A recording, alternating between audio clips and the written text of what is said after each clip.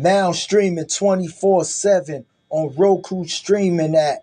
Also Amazon Fire TV. Hit the search bar and type in Built for This Radio. Also subscribe and follow us on YouTube at Built for This Radio. Twitch TV, Built for This Network. Mixcloud, Built for This Network. Twitter at WeBFTN. Also, we got advertisement.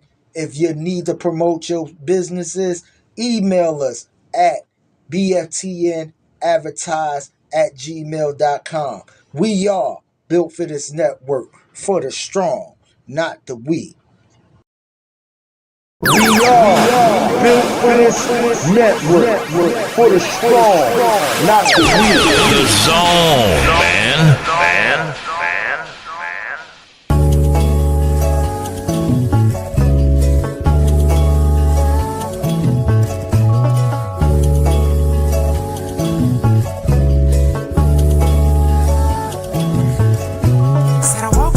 Too handsome, I'm the man in the end song. Like Shawty don't want me to dance with her, I take my pants on. Like she don't want me to get too close because she scarred. Cause her last nigga had broke her heart. It's not my fault, yeah, I play my part like the last song. I walk on beats like damn son. She, what you find is please. She all on my dick, all on my dick. It's a little bit personal, yeah. And I hope you notice I've been working, oh yeah. Chico going beast mode, automatic like a free throw, gon' stop me. Looking too good with them jeans on through the peephole, tryna be the light Rocky. She was tryna apologize, told her it's okay in a way you could give away the top too sloppy. I be tryna be on your body, I'm tryna get naughty. When you come home. Oh she, look at the plain Jane. She wanna stay, but I cut on my wrist. Used to cuddle the picture, yeah, look how I switch.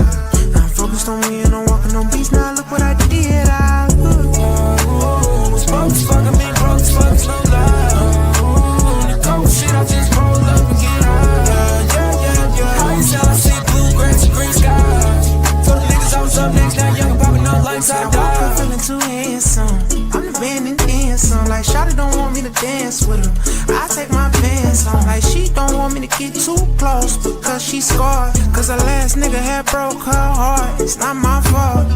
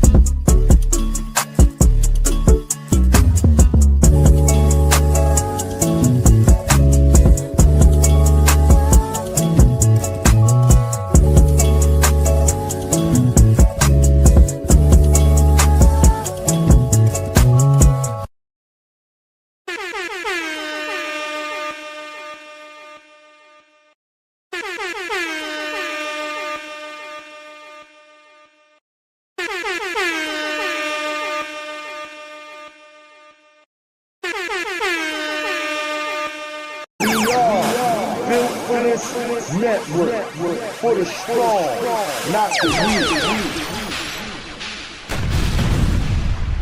It's that Mad Knox music. Mad Knox music. Mad Knox music. Mad Knox music. Mad Knox music. Mad Knox music.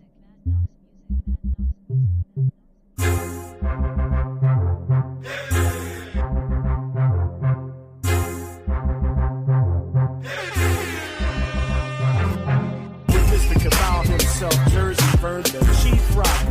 Right here on Built for This Network. No commercial interruption. No music. It's me and only. Boom, guess who stepped in the room? Yeah, he's the #1 Chief Rocka, Jerseyvern. I talk about this team all the time. Ain't no time I don't talk shit. You know what I'm saying? Me tell you shit they had in the last 5 years. I'll wait. Count. Tell me how many they had in the last 5 years. That's case closed. I don't give a fuck what they do in the regular season, in my opinion. You know?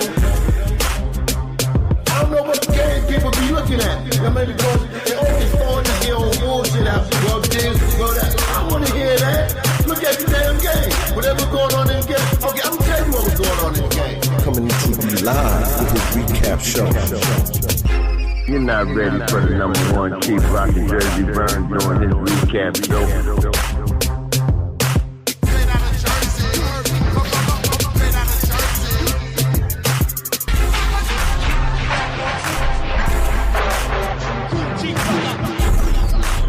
We are Built for this network, for the strong, not the weak.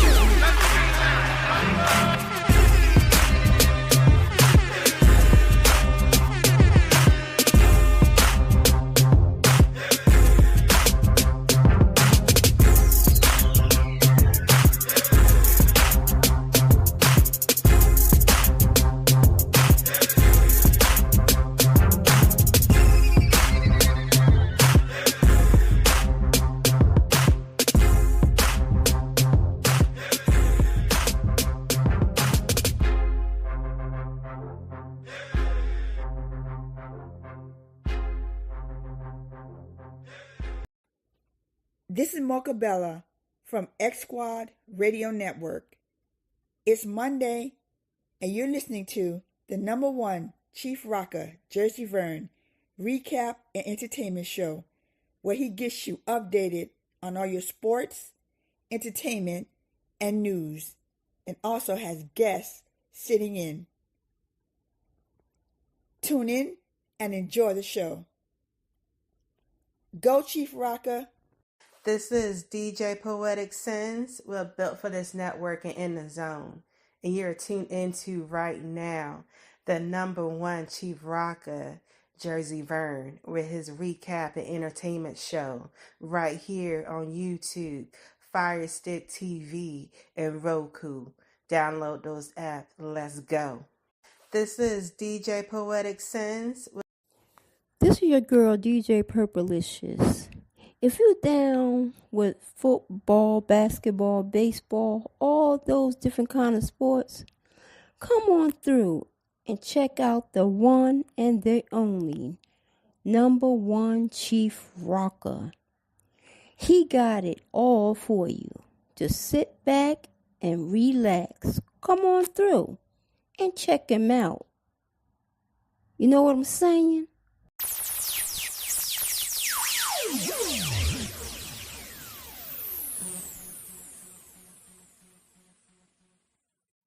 Check this out.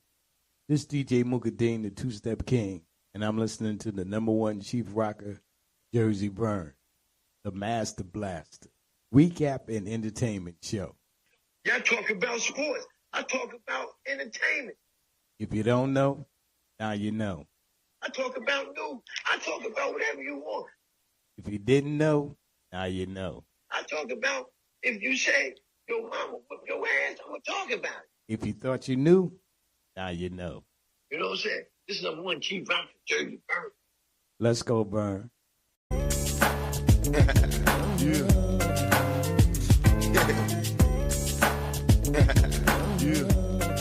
He's back. The Master Blaster himself. My big brother. The #1 Chief Rocka Jerseyvern. Yeah, man. My niggas look mad. Y'all supposed to be happy I'm free. Y'all niggas look like y'all wanted me to stay in jail. Oh, busters. Now, directly from the planet, representing Jersey on the Love. Cool Chief Rocka. You're in big trouble now, pal. Damn, I miss home.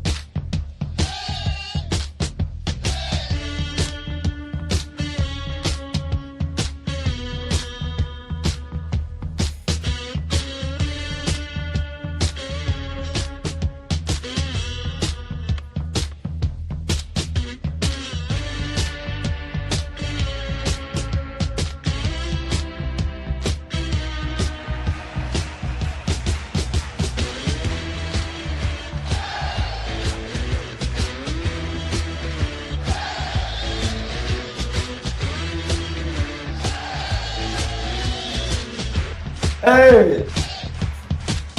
Hey, hey, hey, hey, hey, hey, hey, hey. Here we go, here we go, here we go. Yeah, man. Good morning, everybody. This is number one Chief Rocka Jerseyvern here on the Recap and Entertainment Show, live from here in Atlanta, Georgia, where it's 27 degrees outside. I'm still looking for snow, sleet, and all that. The only ice we got probably is rain froze up on the streets and stuff like that. I mean, it's parts of Georgia that have snow in it, but that's up in the mountains or areas that I don't even be in. I mean, I used to deliver to these areas. That's why I know where the snow be. But we ain't got no goddamn snow. All these people went to the grocery store last Thursday, Friday, and Saturday, stocking up, cleaning out the stores, ain't giving a little man like me a chance to even try to go get a motherfucking dozen of eggs. So, you know, all in all, man, I want to see people bring the food back. But that's a lot of motherfucking food. Food, torches, peptide, water. I mean, the water was gone. Well, I had my water, you know, I tried to keep stacked with that. The water was gone like that.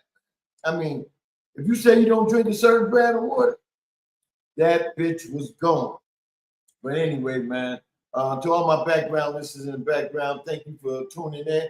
We are live here in the Irma Rick studio on this Built for the Network and In the Zone platform. To all my people in the chat room, I'm about to announce you so I can go ahead on and get with this. I'm supposed to have guests this morning. You know, I don't know what time, you know what I'm saying? We on CP time around this motherfucker. Not me, but the guests. But anyway, man, we got Go for This Network on. He had a show called Spin the Block this past Saturday morning. For 4 hours, he'd be spinning the block, man. Great ass music. We got my main man out of Shoptown, Tony T-Man Sanchez is up in the house. What's up, T-Man? Thank you for coming in, my brother. We also have, originally from the BX, he's living in Charlotte, North Carolina right now. Zulu Cast, owner and creator, the Jungle Brother. What's up, Jungle? Thank you for coming in. We also have a DJ, he's out of Chi-Town too. Goes by the name of DJ Chuck. What's up, Chuck? Chuck said Drake May should be thanking right tackle Will Campbell and left tackle Morgan Moss for their offensive line protection. Oh, okay.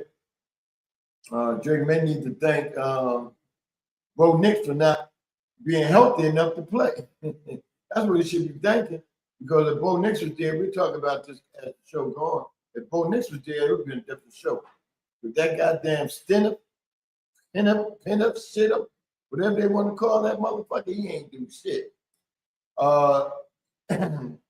Also, now we have in the chat room, she's president of digital operation, you know, creative operation, you know, whatever it has to do to make Go for This Network better, like my little jersey sign that I have up there. When I start the show, she created that. We got a poet and she know it, DJ Extraordinaire, getting ready to have a talk show soon. We got Miss Poet to sing. They do it all. What's up, Poe? Thank you for coming in. I appreciate that.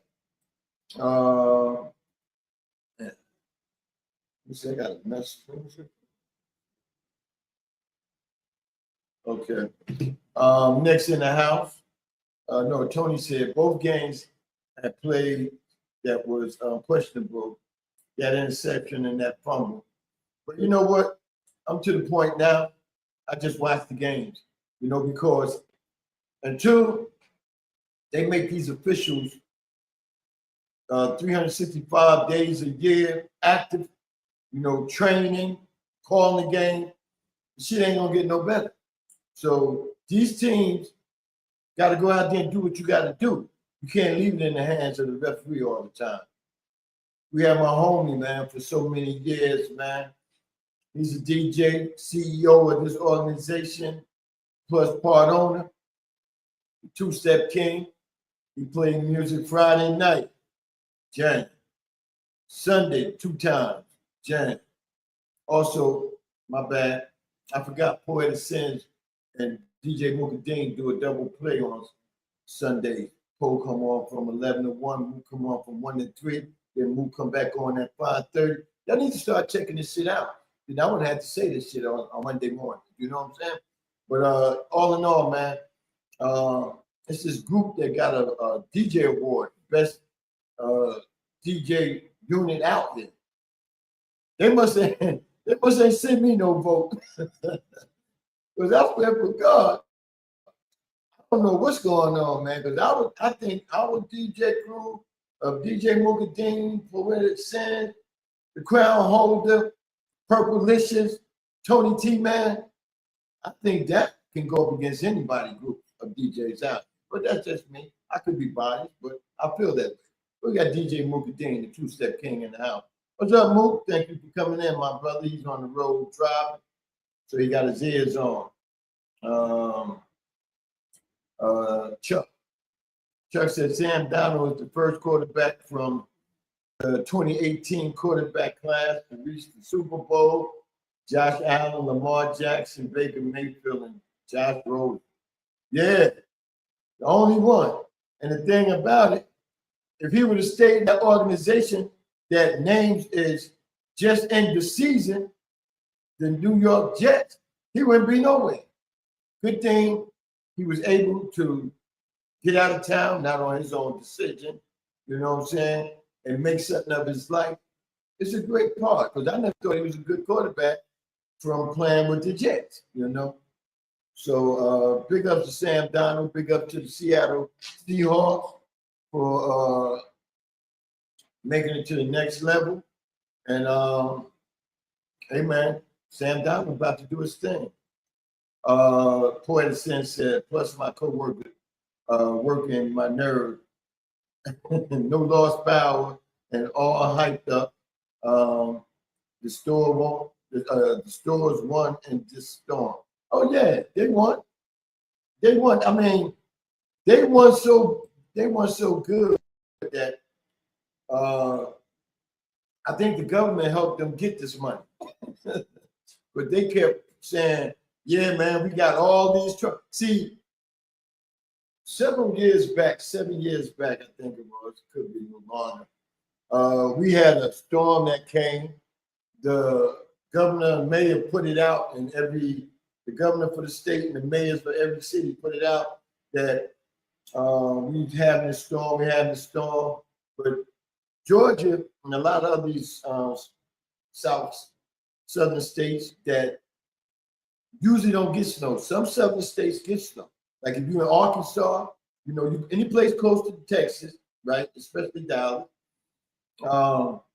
Let me see, Arkansas, I think Tennessee, you know, a couple of these here southern states get snow just about every year.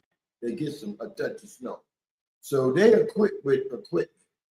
Georgia, unless you ain't living in the mountains or the outskirts close to like North Carolina and places that get snow, you're not gonna get snow, especially here. I've been living here for, this is 28 years. I've been around the airport area or not far from the airport area for all these years. And people don't know, aircrafts circling around the airport to land or in that vicinity is gonna blow clouds away. So a lot of times some rain or some bad weather is not gonna hit us unless you got a tornado or hurricane. You know, you can't blow that away, but planes be on the ground. But normally, we don't get that real bad weather. At the time I've been down there, I think we hit 2 times in 28 years with bad snow.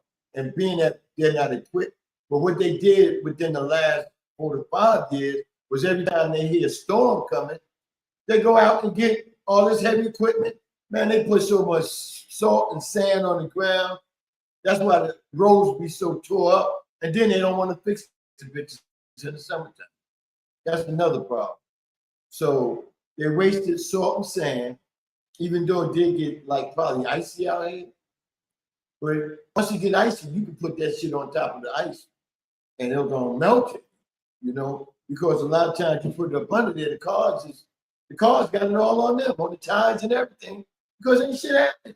They put the chemical down, the sand, the salt, that tears up this asphalt, you know, in these roads and highways. Man, we got big ass holes in the highway. I ain't never been in a state that have holes as big as I be seeing, and people be tearing their cars up, but they're not paying attention. But anyway, enough of that. We ain't get shit. Matter of fact, shit, I'm gonna walk up to my mailbox after the show, because I probably got a lot of mail in there because I didn't go to the mailbox Friday. I didn't go to the mailbox Saturday. And I get an alert for what type of mail I'm getting. So I'm gonna have to walk up there later, you know, hoping that this little hill that I gotta climb that had me out of gas, you know what I'm saying? I hope that motherfucker got some ice or something. It's not. It's got some salt on it. So I won't be slipping and falling and all that type of shit, you know. But anyway, man, thank y'all for coming in this morning. The only thing we got to talk about is really football right now, you know, besides for my little entertainment report. Hoping that the guests come in, you know. I know they know the show called start at 10 o'clock. But anyway, I hope they come in this morning. So we can have a little round table. Of course, there's some questions I need to be answered. And, you know, a lot of times you're not in the chat room consistently for these questions to be answered.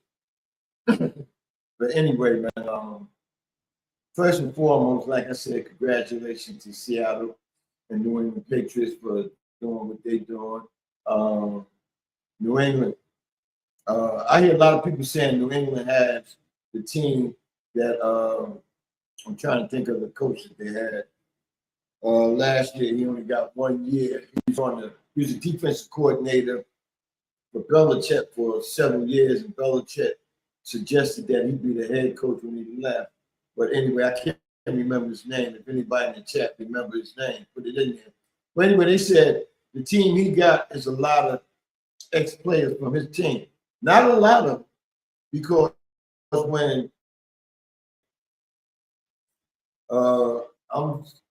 when Vrabel came in, right, he brought in a lot of free agent veterans, and then they had the draft, you know.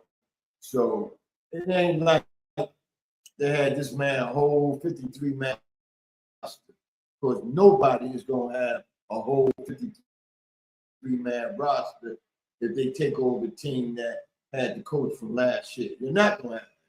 But for one, you may come in, you may not like the quarterback.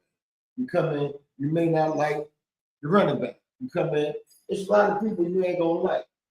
And so you're gonna end up filling them holes up, you know. So it wasn't Mayo, that's his name, Gerard Mayo.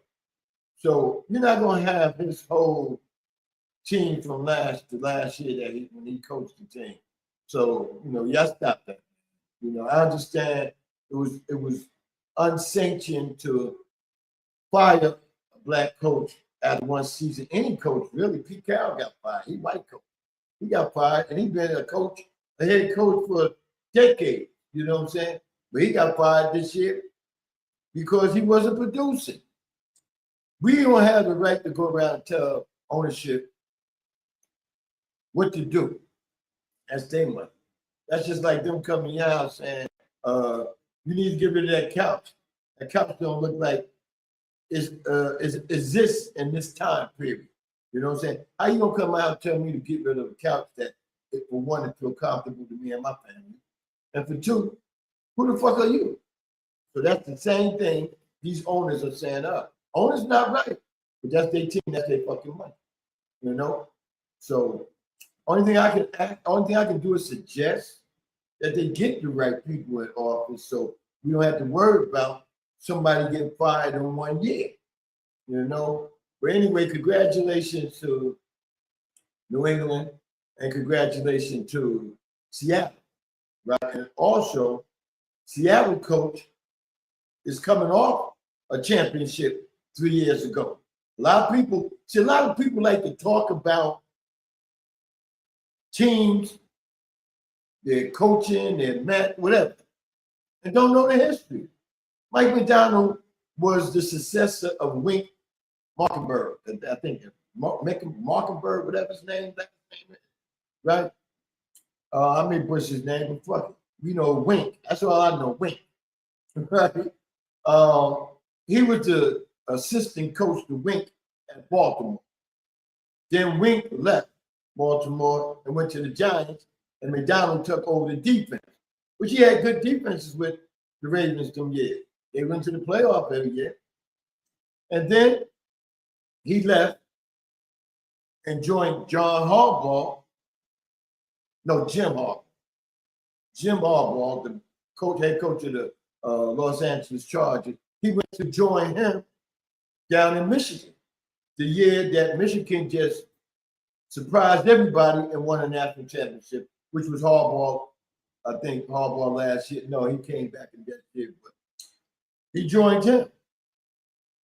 And then he came back to the Ravens before he took the head coaching job with Seattle last year. All right? Everybody say Google this. Okay, Martindale. Thank you, Jungle. Everybody say Google this, Google that. Shit seems like a lot of motherfuckers don't use Google. But I didn't have to use Google because I study a lot of this shit. You know what I'm saying? You see it happen.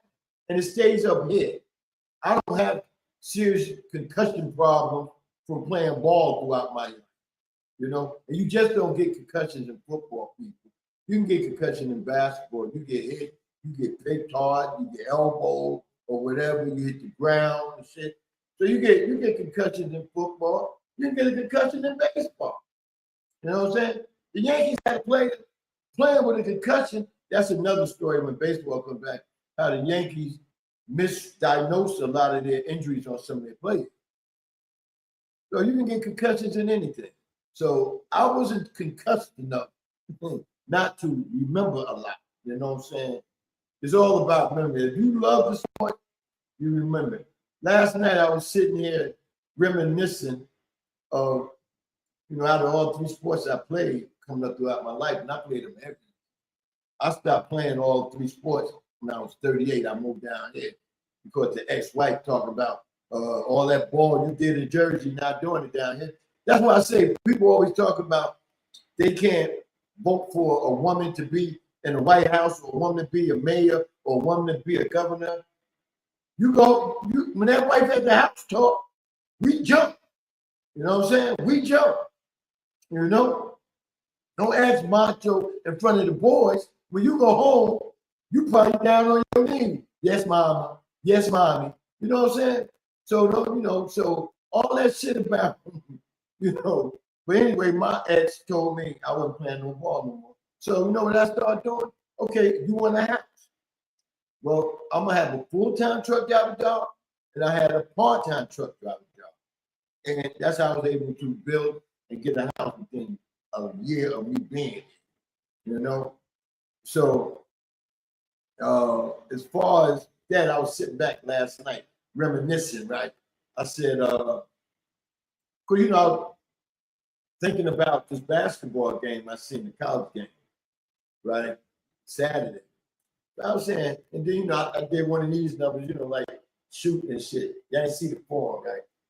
I was shooting and shit, right? Just a little exercise in the room. I said, damn, I miss basketball, because I haven't shot.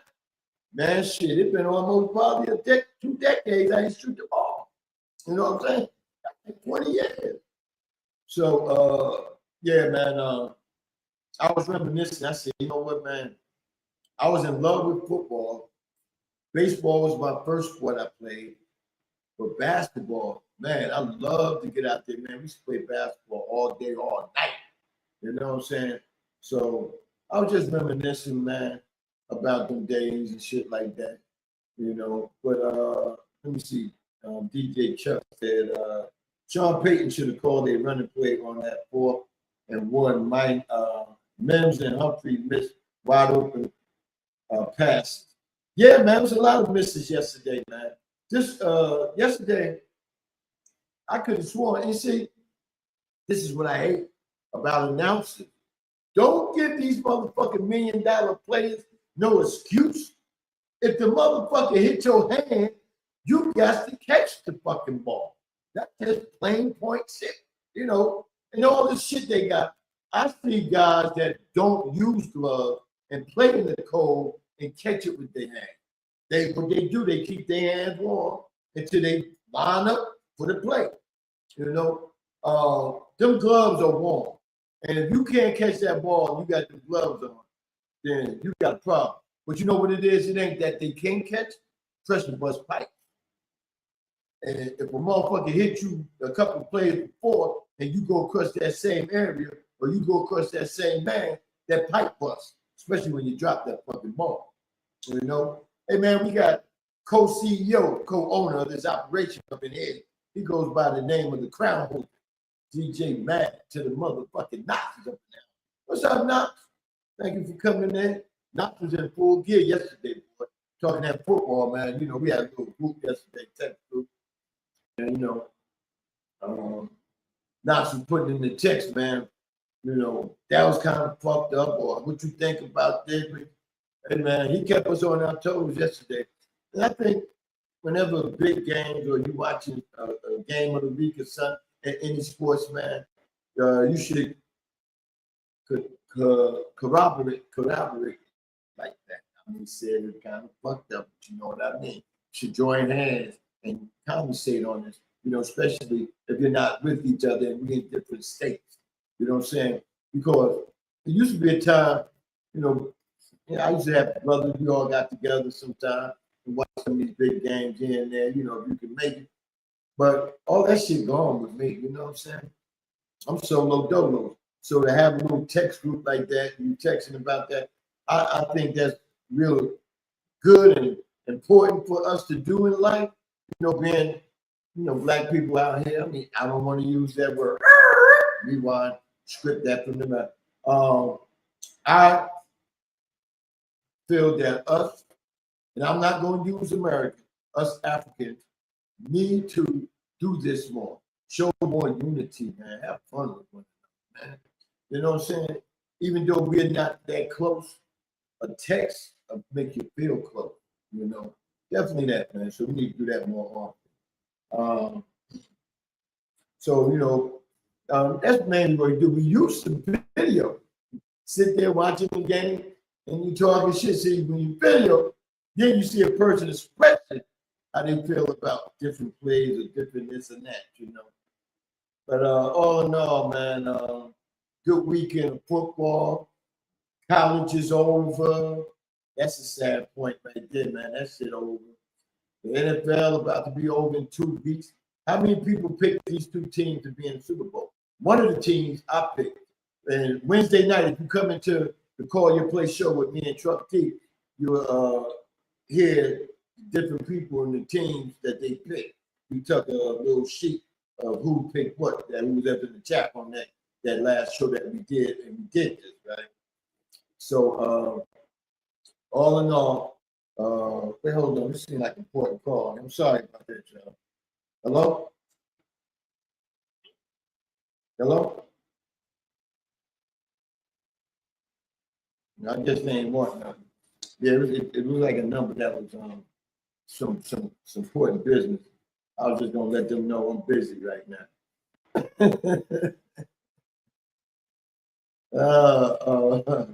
Tony said, T-Man said, colors post rocket, laugh out loud.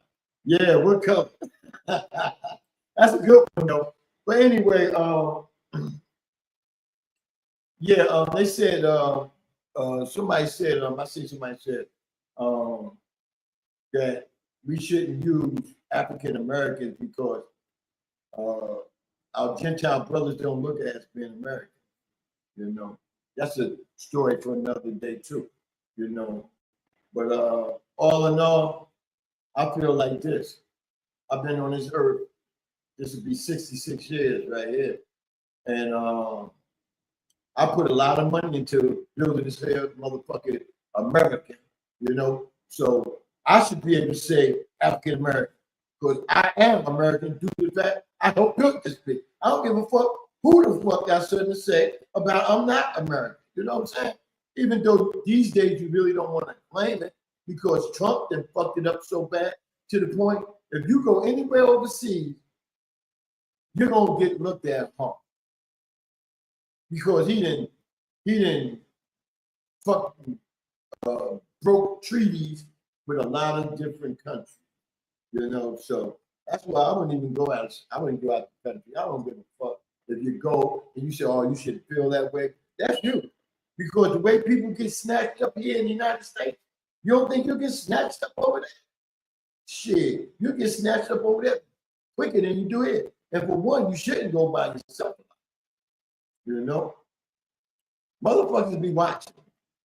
Motherfuckers at the airport you fly into, they be like, they put your whole passport on the motherfucking board. Yeah, he's in town by himself. You know what I'm saying? Yeah, that's fucked up.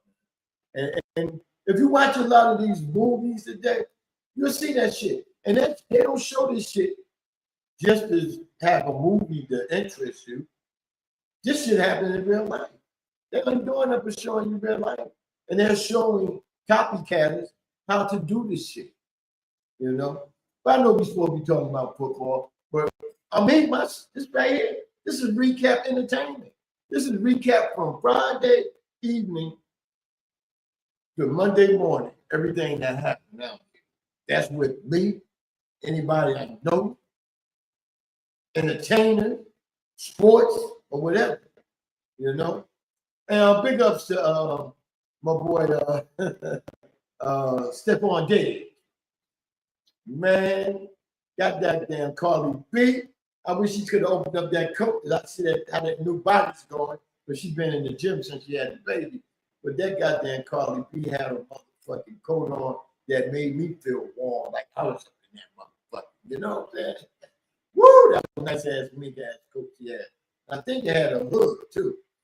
But big up to Stephon Diggs, man, because shit, man, if you can keep Carly B, shit, you got money and you got your nice piece. That's real. All day, all night.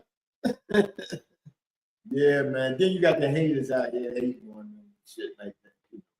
That's another thing for another day. But it was a lot of bad coaching decisions this weekend in that New England and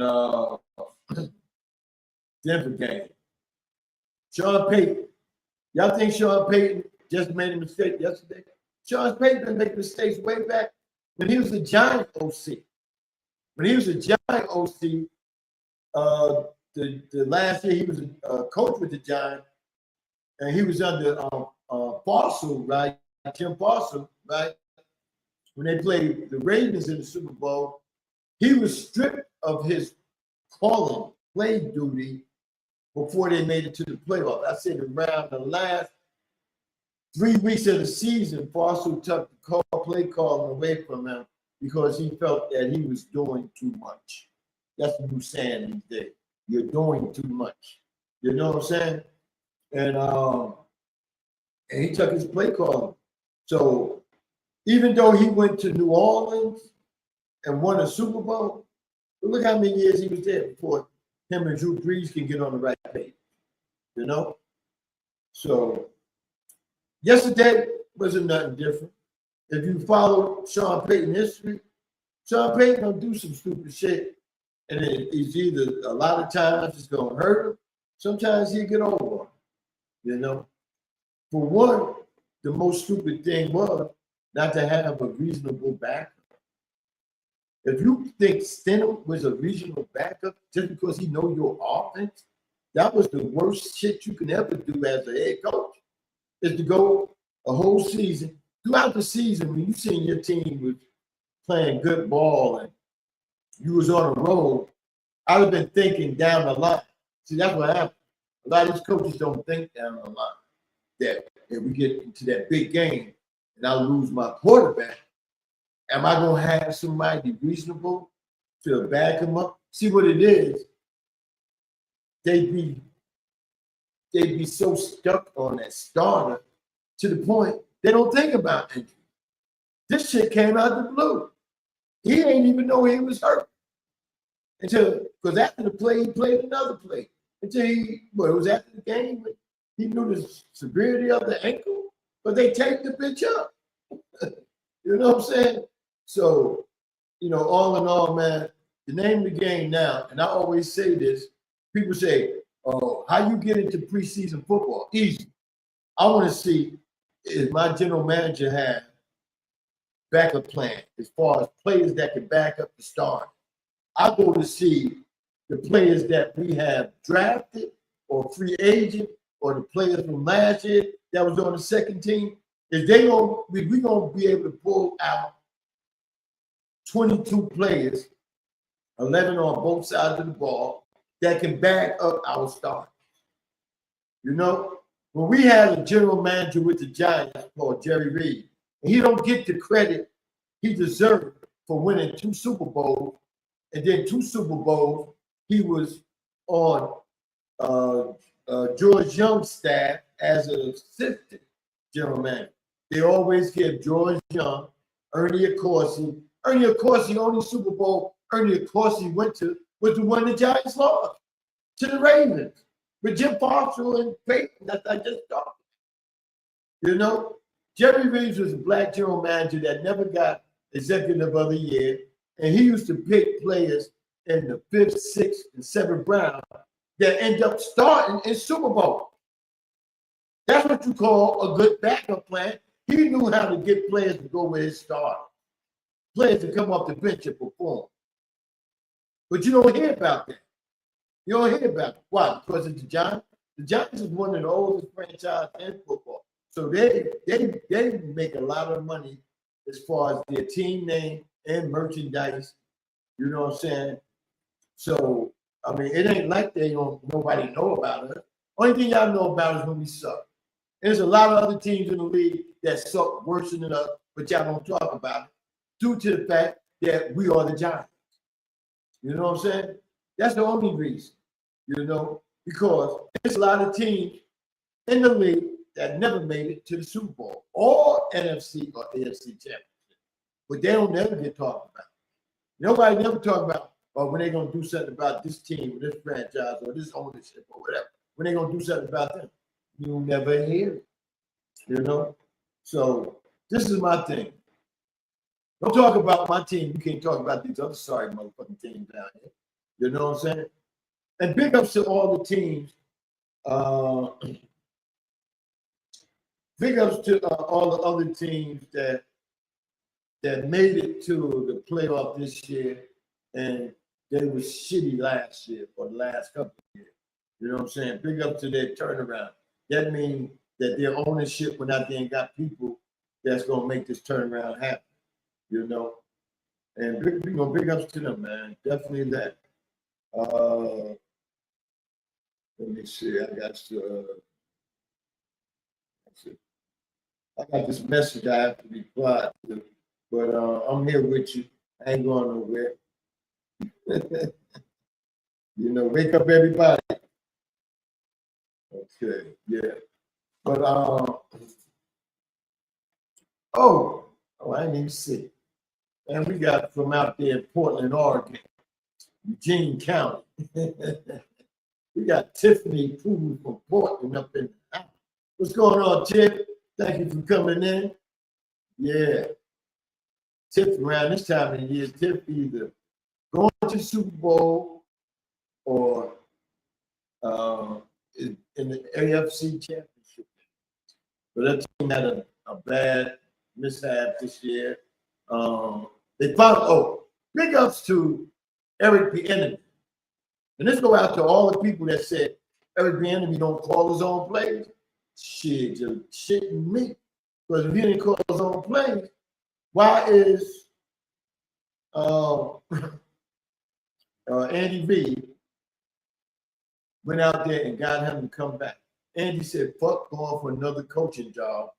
I'm about to step down soon, and I'm going to make sure this job is sure. I bet you any amount of money, not what even in the room when they discussed. He probably told him, don't go to no head coaching interview. Come back home. We're gonna win another one before I leave up out of here. And then it's gonna be yours.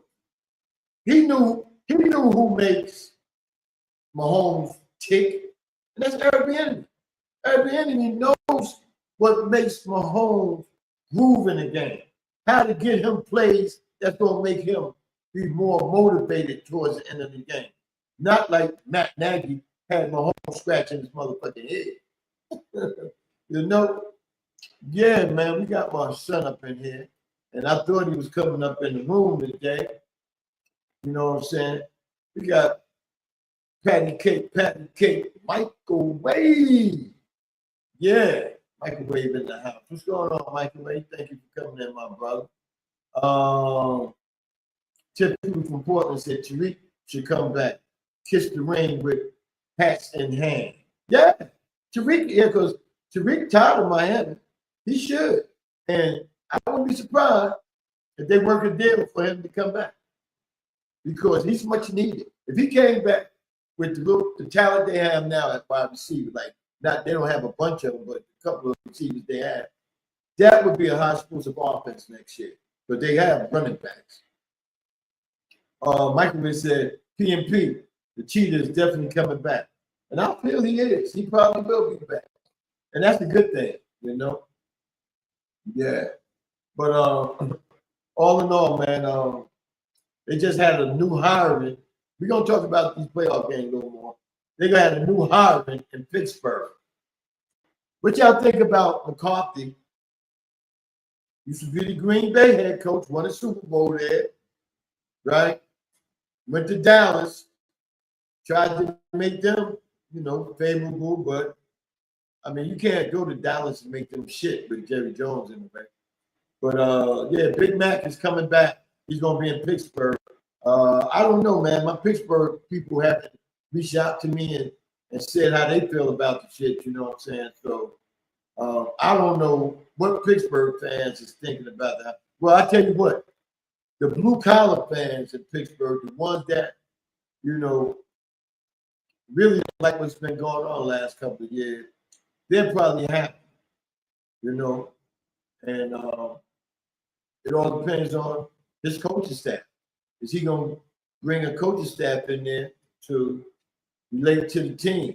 Is they going to keep a lot of players they have, or are they going to revamp and go out there and get some free agents and get heavy in the draft? But what they gonna do, we don't know. But they got McCarthy back, and we'll see what's going on with them. Let me see. DJ Chuck said Rams had a good season. Their secondary had to get better, especially with Emmanuel Foles and Cam Curl. Somebody was praising them to Chuck, but see the people that was praising them, Chuck, they don't watch football like me and you. You know what I'm saying? They praise them because they may be from their hometown or they played in their college or something like that. They gonna praise them. But I don't praise a player just because. Just like last week, I killed him.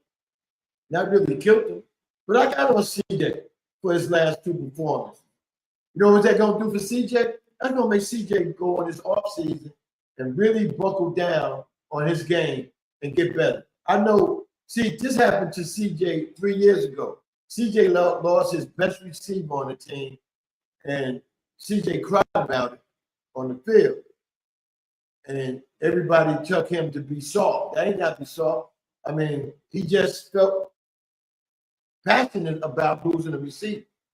Well, CJ, you should have kept that to yourself. Don't never let a motherfucker see you cry.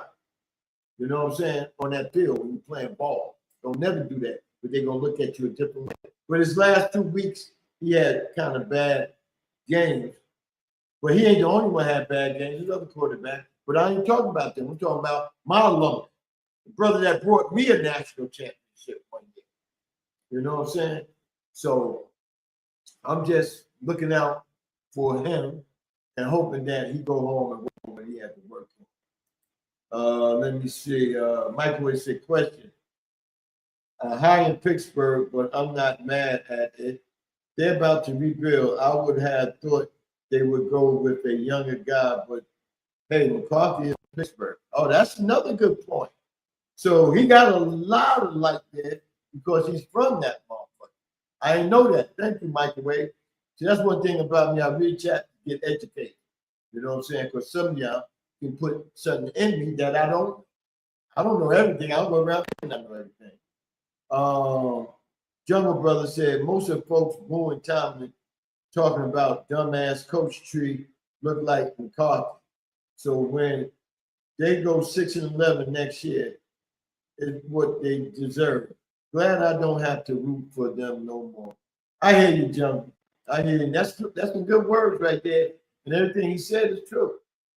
TJ Chuck said Emmanuel Forbes Jr. and Cam Curl played better with the Rams than what they did in Washington. I think it was the better defensive scheme, Chief. Yeah.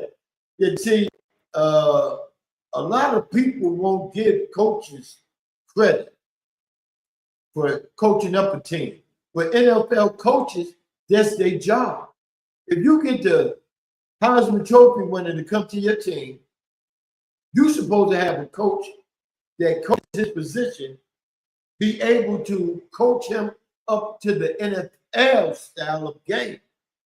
You know what I'm saying? Not saying that he don't know the X's and O's and he don't know how to be a quarterback, but it's a different way you play the NFL game than you play college. And a lot of people can't do that. Some teams got coaches that's just getting the money, but they're lost in the sauce. You know? Definitely. Because we got rid of John Harbaugh came in there and got rid of a lot of coaches from the job. Not just coaches, he got rid of a lot of fucking management. You know what I'm saying? A lot of people that Joe Shane, the general manager, hired, Harbaugh said, hey, they got to go. I got some people that's better at their job. And if y'all want me to help this team get better, you better let me bring it. He fired at least 10, but my boy's still there. My boy's still there because his job is important. And he's been with the franchise for 30 years. So he's still there. But he said, I don't sleep on shit. Because any day, motherfuckers say, hey, I got some better for your business. You know, thank you for your services, service package. You got to go. But he made it through the cut, but he said, John came through this motherfucker like a hurricane. You gotta go. You gotta go. Like, you know, Oprah tell motherfuckers they got cars. You get a car, you get a car. You gotta go. You gotta go. You gotta go. And security was right there. Everybody he said gotta go.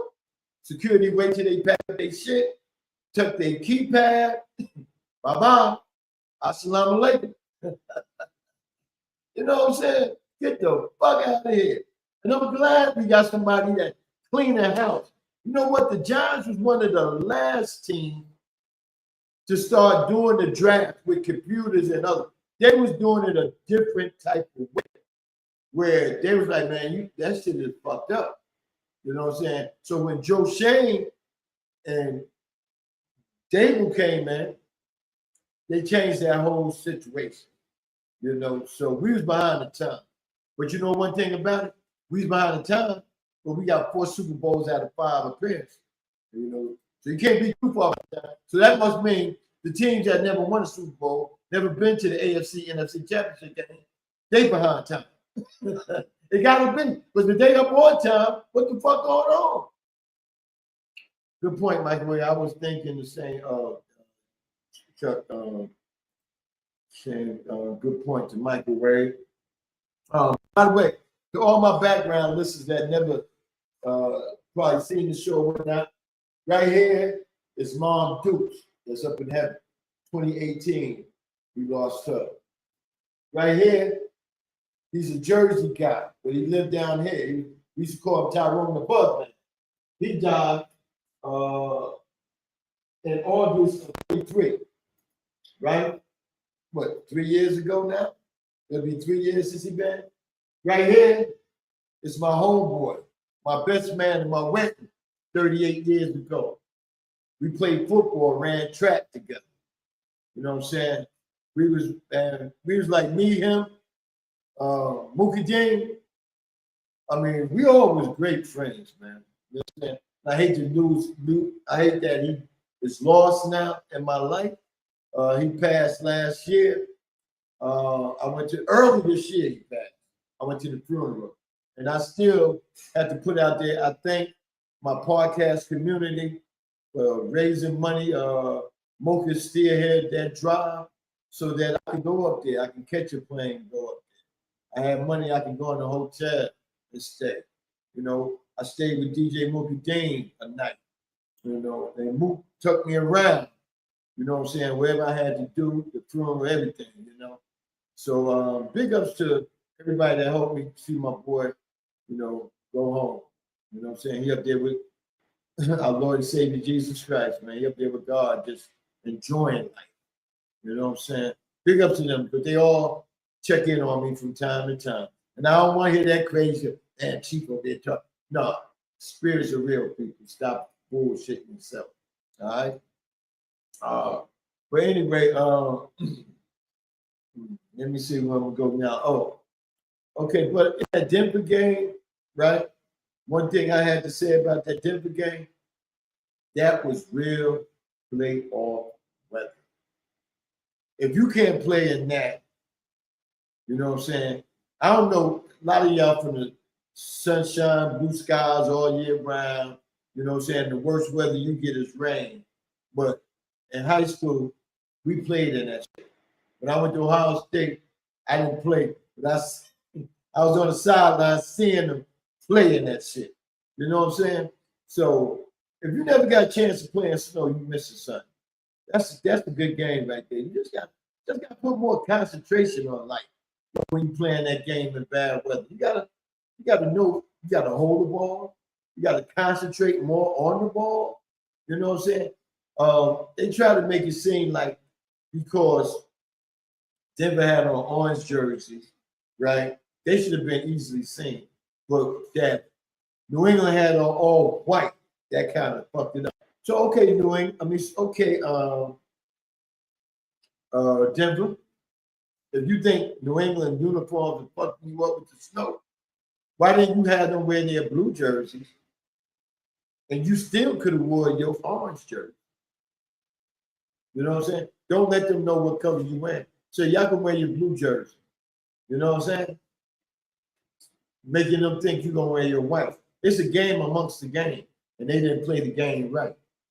That's how I look at it, game among the game. Because if Stenham thought that New England was the snow and was throwing the ball to them, he's a dumb jackass. That's real. He's a dumb jackass, you know? Post said Broncos and Patriots game was good. Yeah, I'm gonna tell you something somebody said, Paul. DJ Chuck said, that's why I'm glad Andy Reid let Eric Bieniemy come back over Tony T, man. Yeah, that was a good move. But to Poe thing, that was a good game. Yeah, Poe, I said the same thing. See what it is, people don't look at the game like they should. I seen somebody put a post up, oh man, this game is so boring.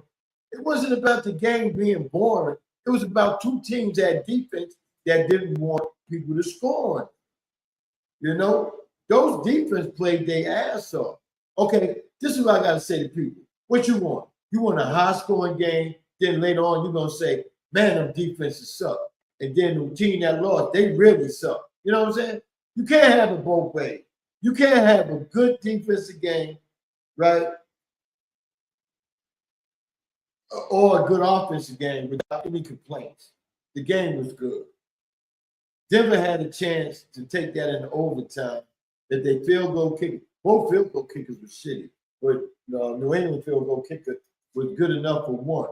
But where Denver fucked up at, they down there the 7, 6, 8 yard line, and they going for it on 4th and 1 and then call a fucked up play. If you're gonna go for it on 4th and 1, let Jerry Stennett get pushing to the line like everybody else, pushing the quarterback or whoever get the ball from center, pushing them in the end zone.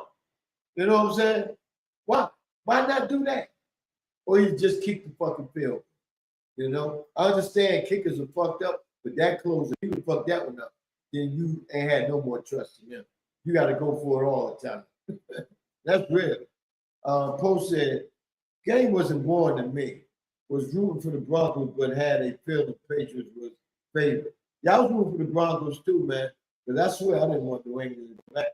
But I looked at how Pete Carroll fucked up that Super Bowl when Beast Mode should have got the ball either running in or that swing pass instead of trying to have Russell Wilson force it in the middle.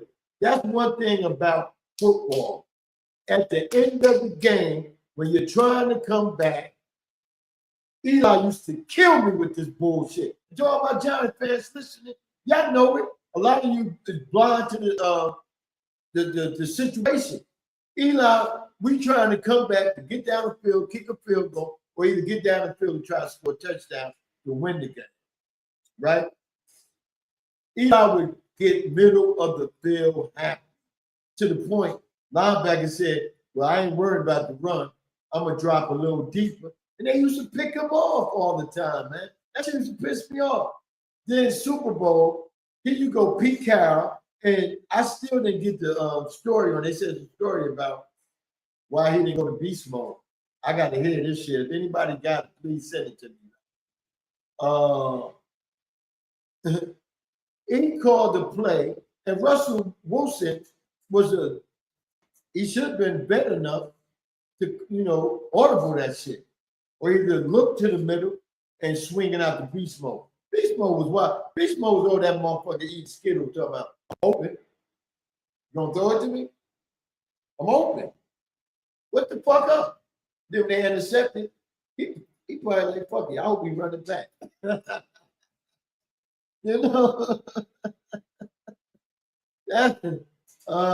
me see. Now, let me see. I missed this one right here. Microwave said Sean Payton lost that game for the Broncos. He damn sure did. That mother, even though field goal kicker should have kicked. I don't know what he was doing, man. I told you pressure bust pipes, man. Chuck said exactly, Chief. Anthony Lynn interviewed twice for an head coach opportunity and wasn't hired. That's BS. Yeah, definitely that. Definitely that, man. But yeah, all in all, man, Super Bowl in 2 weeks. I don't know what y'all think about, because see, back in the days, Super Bowl used to be the next week, that next Sunday. Then they started 2 weeks. Then they start alternating every other year. It was 1 week, then 2 weeks. Now it's just straight up 2 weeks. And the reason they doing that is because a lot of ownership is saying, we got players that need the 2 weeks to heal up. You know what I'm saying? We need to get flight plans out, tickets to families and stuff like that. It's always some bullshit, man. Just play the motherfucking game. That's all. And then when the game comes, the motherfucking game on from about 1 o'clock. 1 or 2 o'clock, they got pregame shows on up until game time. That's the long Sunday, man. But this Super Bowl, yeah, I ain't watching none of that pregame shit. I'm gonna be doing basketball be on too that day. So I'll probably either be watching basketball or I'm out gathering up. Because I'm not going out for the Super Bowl this year, man. Unless it's a serious motherfucking Super Bowl party. I'm not going nowhere. I don't like going to Super Bowl parties no more because you miss some of the game. Because it'd be so much ass walking around. You're going and you're drinking, you're shooting shots with motherfuckers. You know what I'm saying? You're going to get a plate to eat. You didn't miss a couple of plays. You may miss the whole series. You know what I'm saying? So with all that going on, then the DJ, every commercial playing music. Man, them parties is good, but that's for if you're not into the game. That's what I said. If you're not in the game, you enjoy Super Bowl party. But if you're in the game, you really want this game. I'm really gonna be into because man, you got two teams that. Well, Seattle was a little better last year than way better than New England was last year. So you got two teams that's in there that haven't been to the Super Bowl in a minute, and they both are rebuilt teams. So it should be pretty interesting. I'm tired of the motherfucking same team going that they going. This year, it was a fight to get there. And I appreciate how they scheduled everything out this year. Okay, Knox said, let me see, I keep missing his chat. Okay. He said they wanted Russell Wilson to win the MVP. Probably so. And that sucks, man. Beast Mode hate Pete Carroll. Who is their offensive coordinator? Bivens. He hates Bivens, right? Anybody that had anything to do with that play, he hated. And I don't blame him, man. And then we got some new celebrities in the house, man. We got my main man way out there in Duluth, Minnesota, where it's like 50 below zero there. We got my main man, R.C. Cameron. Brother, I've been knowing for at least now 11, 12 years, man. Big ups to R.C., been a follower of mine. Thank you for coming in, man. We also got my homeboy up in here from Jersey. You know what I'm saying? Somebody called Bad Bunny, huh? This is his brother right here, Darren. Man, you know, we used to swing a lot back in them days, man. Big up to Bruce for coming in. Let me see. Let me get right here. Post said, guest was too much black the past few years. Yeah, probably so. Y'all talking about the Super Bowl, entertainment, the halftime. Yeah. I don't even know the cat that's coming up. You know what I'm saying? I heard some things about who he is and this and that, but I still don't know. You know what I'm saying? I guess Jay-Z did this to throw shots at Trump, since Trump was trying to get rid of all the Hispanics, you know, the Mexican, you know, but he's trying to get rid of all the Hispanic, period, you know. So I don't know, man. That's funny, man. RC said, haven't watched Super Bowl halftime show since Prince. I spent my time in the library. What you doing in the library, RC? Or the laboratory? Which one? Was that the lab? Oh, that was the laboratory. My bad. I look at the shit. Somebody said I need to wear my glasses, but I need my glasses. Oh, man. It's just that I thought he was saying the library. I tried to make it funny. We got my main man. He should be happy, you know. No, this team ain't make it. He's not happy. We got my main man out of South Central LA. Big time Dallas Cowboy fan, Los Angeles Rams, Los Angeles Chargers. He goes by the greatest from South Central LA. X-Squad affiliate. The Gudio man is in the house. What's up? Oh man, y'all don't love halftime. I hear you. Bruce said, halftime is when I eat, never watch. Oh, okay. She said he'd be in the bathroom. That must be that bad mac and cheese that they got at the Super Bowl party. Somebody was talking about that something I was listening to, and they said they went to a Thanksgiving dinner this year, and they had somebody that was different that made the macaroni and cheese. He said that's one thing you don't mess with on Thanksgiving. Whoever been making the mac and cheese, let them continue. He said this macaroni and cheese reminds me of the Sugar Hill Gang song, where the macaroni cheese tastes like what's the macaroni cheese? He said macaroni and cheese. I forgot how to go on the Sugar Hill Gang. Matter of fact, I heard some old Sugar Hill. Not the old when they was young, the group. My man was sitting on a stool singing because he can't stand up that long. The one that starts off, Big Hank. Is that Big Hank? I think it's Big Hank. Yeah. He was on a stool singing. But Sugar Hill Gang is still touring, man. That's big, man. Shit, they said, fuck it, man. Our music's still live, man. And back then, the start of hip hop and shit, man. Shit. Who didn't go around talking about hip, a hippie to the hip hop, don't stop, rocking to the bang bang boogie. And then you bring your own shit in. You know what I'm saying? Always started off with Sugar Hill, then you bring your own 16 bars in. Hey man, we got Microwave in there. Microwave, why don't you come on the show and do 16 bars from us, man? Microwave, if y'all didn't know, Microwave got some music out that he had out for us, some decades now. That's real good, man. As a matter of fact, I got some in my archives, but I didn't bring them to the show, down to the show. I may bring one or two down, so next time I come on, I can play a little bit of his music. But yeah, man, Microwave a little artist up in here, man. You know, that's why I said with the poetry that Poetic Sins got and the lyricry of Microwave, y'all need to share some of those things, man.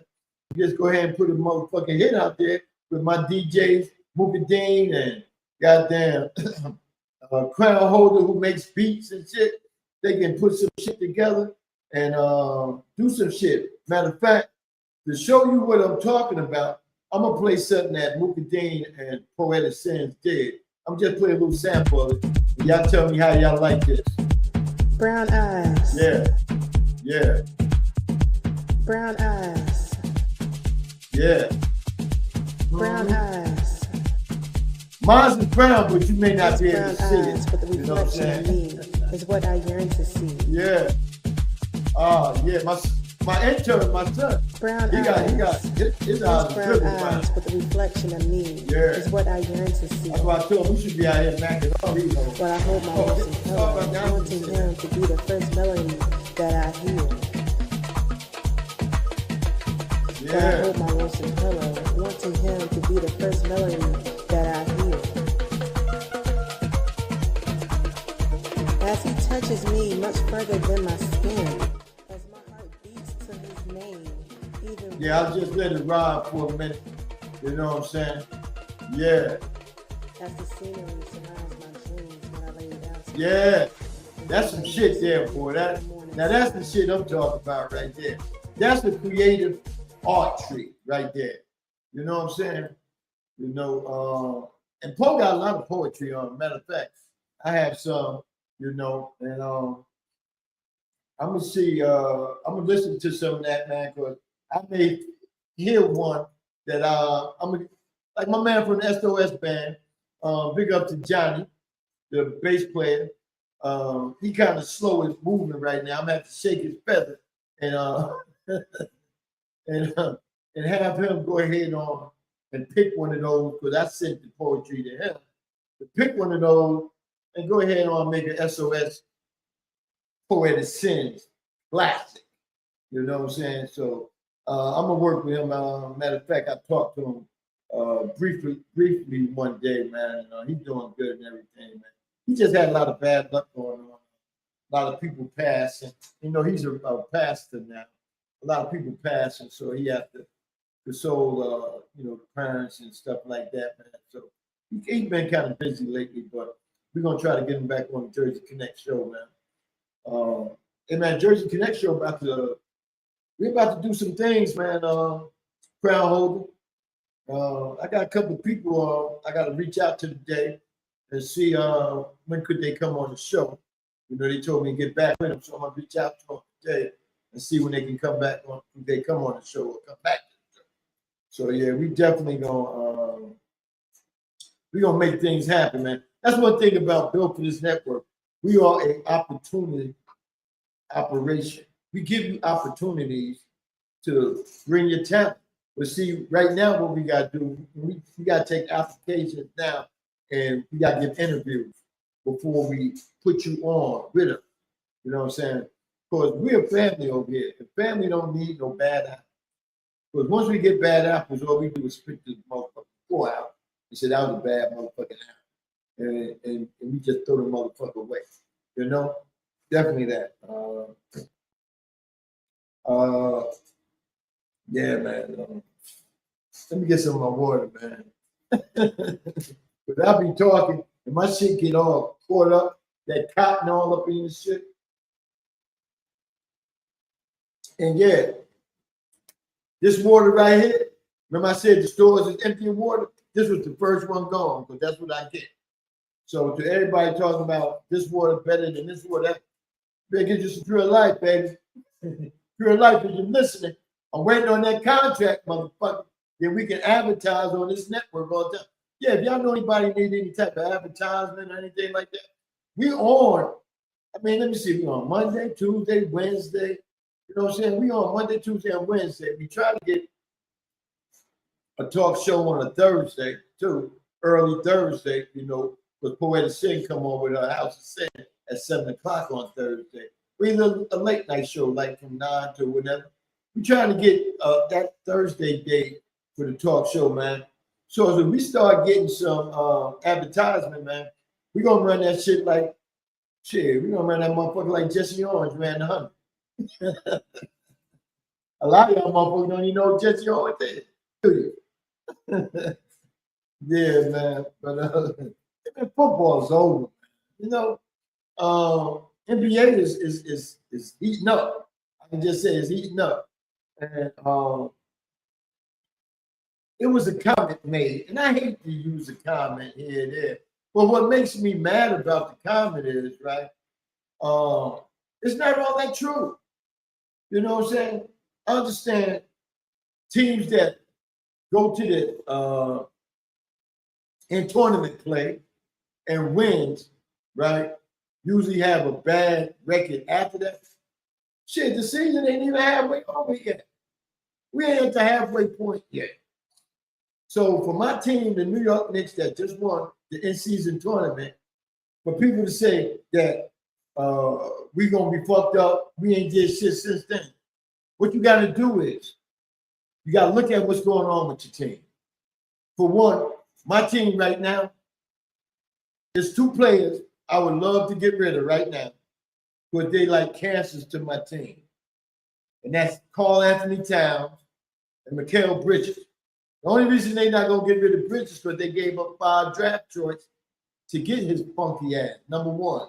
But all the number ones was in the early number one. Only 2 of them was, right?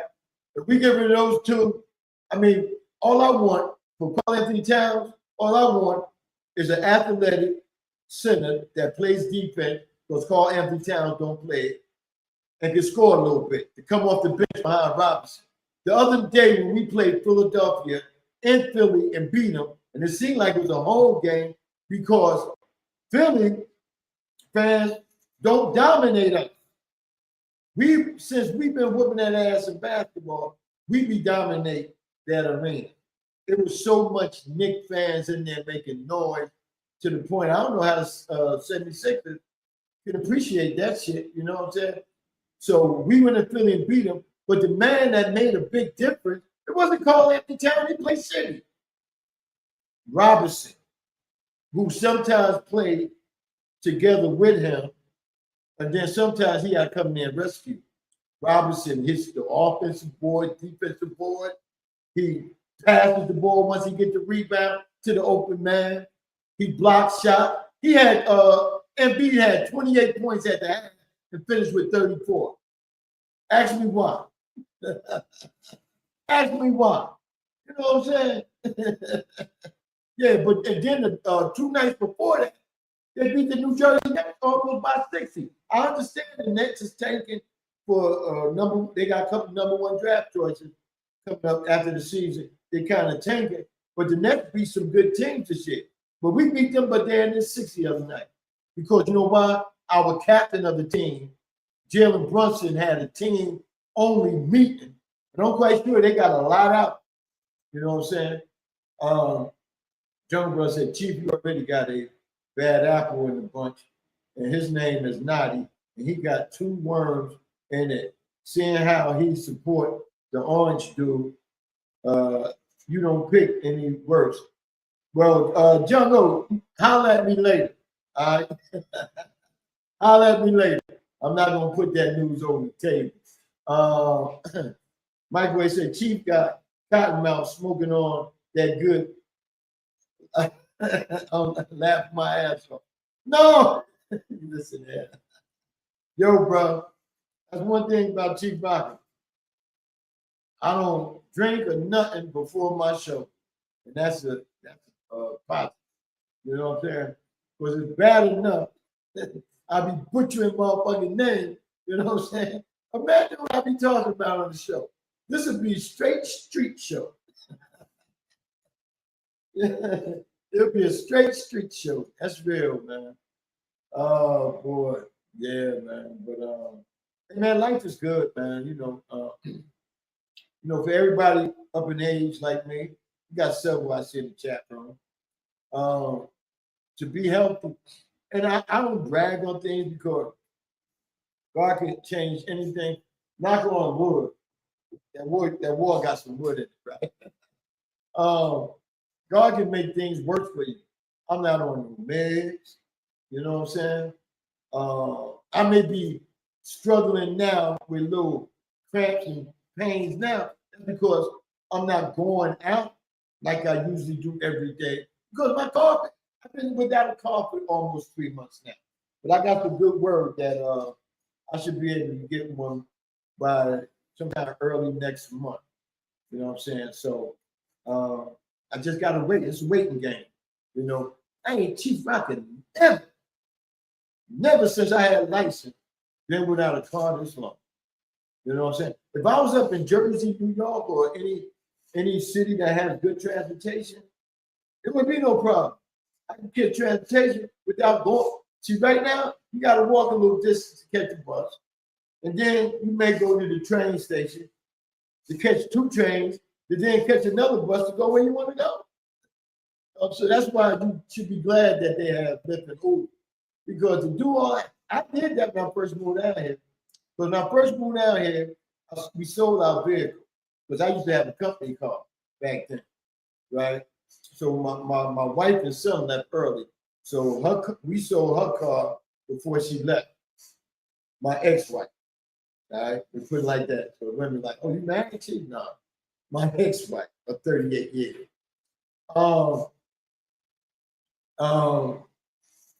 Back when I first came down here, I had to catch, and I got a job. I had to catch a bus from where I stayed, right? When the street that ran off of where I live at, it'll take you where I worked at. If they had buses to run straight down Camp Creek Parkway to Fulton Industrial, I worked off Fulton Industrial. If they had buses to run all the way down Camp Creek Parkway, and then when you get to Camp Creek, you either went right or left, and that's all industrial warehouse. So I worked at a company I used to drive for, a kitchen and bath company. But see, I used to have to catch a bus from where I live to College Park train station, then catch the train to downtown Bob Point station, go downstairs, catch a westbound train going over to Hightown, Southwest Atlanta, to catch the bus to get to work. I used to have to leave at least an hour and some change, you know, before I had to be to work. I had to leave that early just to make it in time. Oh, okay. Okay, I just got a message. My bad.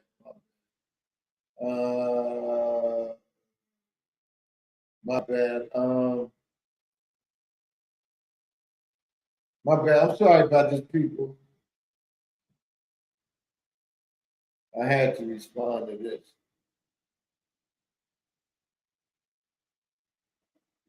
Okay. It's a fine time to tell me, motherfucker. I'm gonna curse your ass out too. I'm sorry. This is just something between me and somebody. I was texting, and the reason I'm rubbing my nose, man, it's hot as a motherfucker up here. I'm at the intern. Come turn this fan off for me, man. Woo, my God, it get hot in this motherfucker, especially with these shit on right here. The ears be all fucking sweaty and clogged and whatnot. But yeah, man.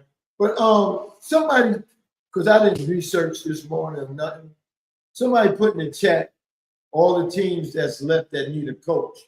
So we can see all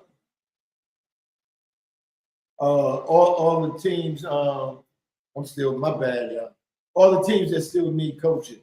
So we can see why these teams ain't bringing in black coaches to be head coaches. The teams that already picked coaches, I understand why they interviewed a brother didn't hire him, you know, is because for my team, I wish we could have either got, well, nobody gonna get Mike Tomlin. So y'all can throw Mike Tomlin name out the bag because he want to sit back for a year. Mike got a lot of shit he want to take care of. And then he probably tried to get all his situations in Pittsburgh taken care of, because I'm quite sure he's not going to live there no more. So Mike Tomlin probably just going to sit back and watch his daughter do gymnastics and all that. So he's out the equation. But for the other brothers that's out there needing jobs, to try to be a head coach, we're going to take, and then we got to take Flores out too, because Minnesota is not dumb. They was dumb enough to get rid of a quarterback that's going to the Super Bowl that won 14 games for them. And Minnesota was a quarterback away from going to the playoff this year, having a good season. Do you know how many games Jefferson was mad because he wasn't getting the ball or the ball was coming to him all different types of ways? He made as many miracle catches as he could this year, but sometimes that shit get old because you start getting hit from out of nowhere. So Minnesota finally decided, hey, before he goes to anybody else to interview, let's lock his ass up. That's why they hired McCarthy, because Flores went to Pittsburgh for an interview. And right after that interview, Minnesota locked his ass up. They must have gave him some good do-re-mi, because ain't no way in hell you're going to continue to be assistant when all these head coaching jobs out here. So they probably promised him a lot of money and told him, we're going after Porter. You know what I'm saying? So, hey, man, he already got a good defense. Them guys on defense love him. And, hey, y'all watch out for Minnesota next year. I guarantee you that they'll be back next year. That's real talk right there. They definitely be back. Let me see. Jungle put it up there. Thank you, Jungle. He said, Arizona, Baltimore. Did Baltimore hire a coach? Cleveland. I think they hired a coach too. I don't know. And Miami. Because those are 4 teams that's left that need a coach. All right. Let's take Arizona out first, right? I believe you can send a brother down to Arizona and run that team. That's if they still need a coach, due to the fact that Arizona has a quarterback situation right now. I think they want to get rid of Kyler Murray, right? And they can get quite a bit for Kyler Murray, right? Because Jacoby Brissett did an excellent job with the Arizona team. And Arizona has a Class A tight end, Class A 2 receivers, and Wilson and Harrison, plus some other parts they can put in the slot here and there. That's pretty good. So Arizona offensively, and their running back, they was without their number 1 running back. He got hurt in preseason, so he was out for most of the season. You know, so Arizona offense is going to be pretty good. The defense was pretty strong. I think they're going to keep Campbell to anchor that defense, because he's the better of that defense. And plus, Campbell ain't leaving that Arizona weather. Campbell said, I'm tired of playing the whole city. I left Miami because they didn't want to pay me. But I think Arizona is going to pay him to stay and help that young defense get better. You know, so I think Arizona is going to be a team to reckon with in that West. But they played the teams in that West pretty strong this year. If Arizona could have won a couple more games, it may have been 4 teams out of that division to put up instead of 3. You know, so that's a good job right there for a brother to go to and coach. Baltimore. Baltimore hired the coach. They hired Minton. Yeah, they hired Minton. I think that's his name. So their coaching job is taken. The Cleveland, I don't think Cleveland hired nobody yet. You know, but who the fuck want to go to Cleveland? I know Shador there. He gonna be the quarterback of the future. Him and Deshaun Watson. Watson will be back next year. You know, so I don't know how they're gonna do that. Is they gonna have Watson, Sean Shador while he play, or how they gonna do that? But I know Watson will be back next year, unless, and that's a big unless. They can trade Watson, but they're not gonna trade him because ain't nobody picking up that contract. Cleveland, you got to eat everything in that contract, you know. So, and plus, who want to go coach Cleveland? No, honestly, Cleveland is almost jinxed and as bad of a look for a team like the Atlanta Falcons. Falcons ain't on that. I'm getting ready to leave out of here, but they ain't gonna win no Super Bowl for our league. And after our league, they may not win no Super Bowl. You know, everybody talking about how good a team they got. They had a good team throughout the years I've been down here, 28 years. They went to 2 Super Bowls. You know, it's just that they shitted in the bed on both of them. You know, it was always something that fucked them up from winning the Super Bowl. You know, so it's gonna be interesting. Yeah, Microwave said Baltimore has Jesse Minter. That's what's up. I knew they had I knew they got a coach. But the only way we gonna strive and getting a black head coach that's gonna last for some years and not get fired in 1 year like last year, you know. If we speak up. See, I get tired of speaking on this. It's gonna be my last time. If we speak up, I mean, as a football family, I don't think they speak up for each other enough. The union then got a little shitty. Microwave said Buffalo's still available. Miami has a coach too, Truck D said. And by the way, that's my main man. We do a show called the Call Your Place show on Wednesday night. We have like probably 3 shows left of that before Truck D. I wanted Truck D to come on here to show his new show he's about to start right after football season over with. You know what I'm saying? But yeah, we got Truck D straight out of that volunteer country, Tennessee. Rocky Top will always be home street home to Truck D. Bruce said, I remember the wedding. Bruce, if you're not doing nothing tomorrow night from 8 to 10, or either 8 to whatever time you can spend with us, I need you to come on the show so we can talk about my wedding. Oh, I'm glad it's somebody that was there. Man, my wedding was the wedding out of hell, and it was a comedy show.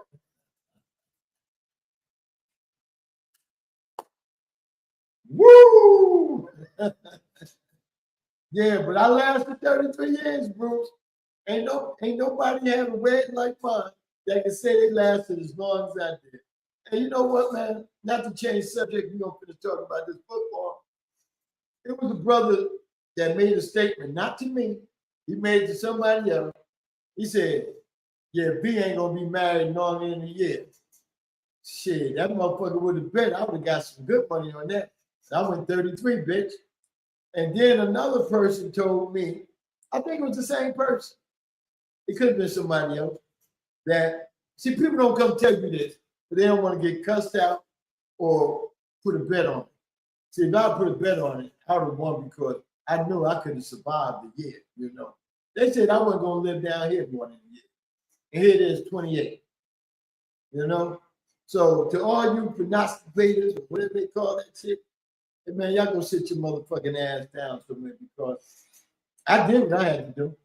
You know what I'm saying? I was a real dad, real husband, and still could be a real husband. But I ain't just going with any and everybody. Jungle said Kraft didn't want to spend money for assistant and scout when Mayo was coaching. Yeah, I believe that, but gave Brable a blank check to get the roster right. Yeah, you know what, Jungle? That's a true point. And he just probably got tired of losing. And then, no, what it is, Gerard Mayo was a coach that was happy to have a job like that. So he didn't go to ownership and say, hey, we need to ship out this, ship out that, or whatever. When Brable was interviewing for the job, and then they said, we want you, he said, only on one term. we got to take this roster and coaching staff up. He probably got rid of some of the people in the front office too. You know, we don't know what happened behind closed doors with that.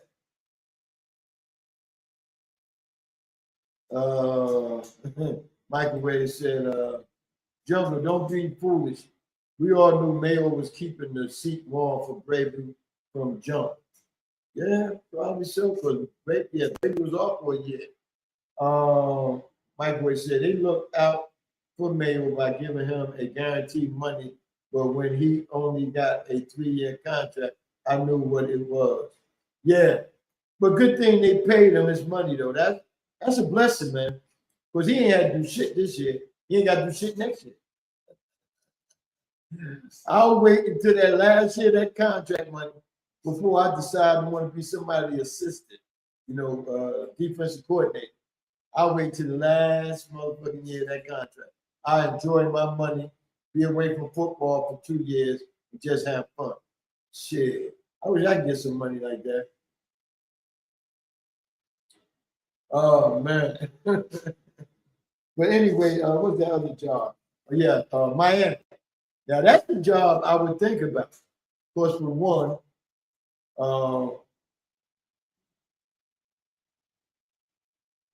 I can't get, let me see. Wait, hold on. I'm sorry, y'all.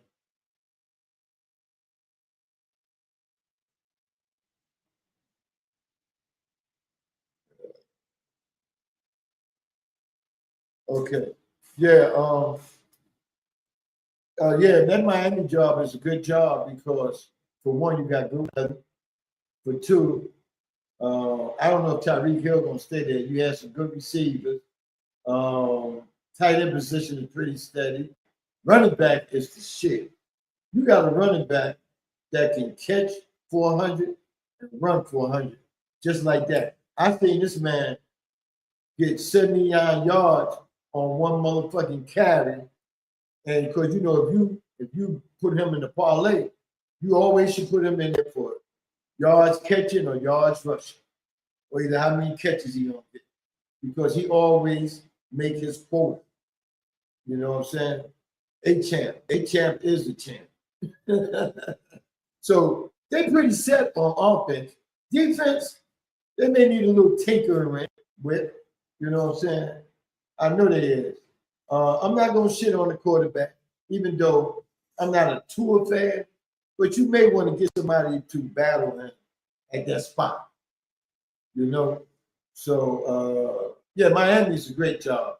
I would love to see a brother get that, man, because, for our culture down there in Miami, they looking for another championship team. It's been a long time. I mean, it's been a long time. You think the Jets been through it. Miami been through it. It's been a long time. Yeah. Oh, man. Oh, okay. Wow, man. Okay. Yeah, man. Here you go. There you go, people. What's up, Truck? I didn't mean to come right in. Oh, how you wanted to come in? I can't even get. Can I get backstage to get warm? Okay, hold up. I'll let you get backstage. Do your thing, man. Let me see. Jungle Bro said, folks did a Stephen A on the Django when Harbaugh got fired, but didn't shed a tear for Tomlin. This is our problem. We celebrate others and diss our own. True that, man. True that. You never lied about that, Jungle. You never lied about that, man. They definitely didn't. Okay, I guess he went. Is you ready to come in, man? Give me a thumbs up if you're ready to come in. Oh, okay. God damn. I was just bullshit. I know. It just surprised me. I was right in the thing when I popped in. Right. I was just bullshit about getting there. Hey, wait, hold on, man. Chuck said only 4 head coaching vacancy available. Buffalo Bills, Arizona Cardinals, Los Angeles Raiders, and Cleveland Browns. Okay, we're going to talk about those. But to all my background, listen to everybody in the chat room. This is my co-host on the Wednesday Call Your Play show. He also do fantasy football on this network, and he was able to bring the network a victory by winning this year. A lot of people say rig, just like a lot of people say we cheated for T-Man to win the football throughout the season, the picks throughout the season. Man, let me tell you something, man. We far away from doing these shit like that. What happens, man. You know what I'm saying? It was people in the runnings to win the fantasy, but they couldn't beat Truck D. He had a better team. You know what I'm saying? I played the motherfucker too, though. I played the brother 2 times. Hell, he beat me. He beat me the second time. I should have beat his ass. I think 12 beat me twice. No, I didn't lose that many times. Hold on. I think somebody beat me. No, I don't think nobody beat me twice. I only lost 3 times. Hey, your boy put something in the chat room. No, I took my hoodie out here. He said I straightened the hell out of it here. Man, man. I think I messed up, man. I done got myself fucking hacked. I was trying to go on that the messenger. I'm gonna fuck with messenger, man. Okay. And something on my screen, and I clicked on something on my screen, right? Trying to upload, get the messenger to work. Right. And it fucking something froze my damn computer, took on my damn computer. God damn. I think it was a setup though, because it had a number for me to call. It said Windows. It was like Windows 5 protection, right? Don't call. I called the motherfucker, and then the whole time he trying to help me. He act like he trying to help me fix my computer, but this motherfucker was the hacker. I think I was talking to the hacker. Yeah. That's why I said don't fuck with him, man. Man, I think I done fucked up, man. I didn't give him when he started trying to ask for bank information and shit like that, I hung up the phone, but I think I fucked up, man. I let this motherfucker access to my shit, but you'll be all right. Do you have an Apple? Huh? You got Apple? What, computer? Yeah, desktop, yeah. No, I don't think it's an Apple. This was a computer that my brother-in-law, you know, he's a tech guy. So he built this computer for me. Oh, okay.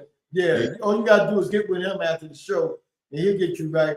But you need to get with the crown holder sometime today, so you can just pop in the show, man. Back where you're supposed to be. Yeah, the codes are going to him. I missed the first code that he sent me because I was on the phone messing with him. But then I was waiting on him to send me another code when I was texting you earlier.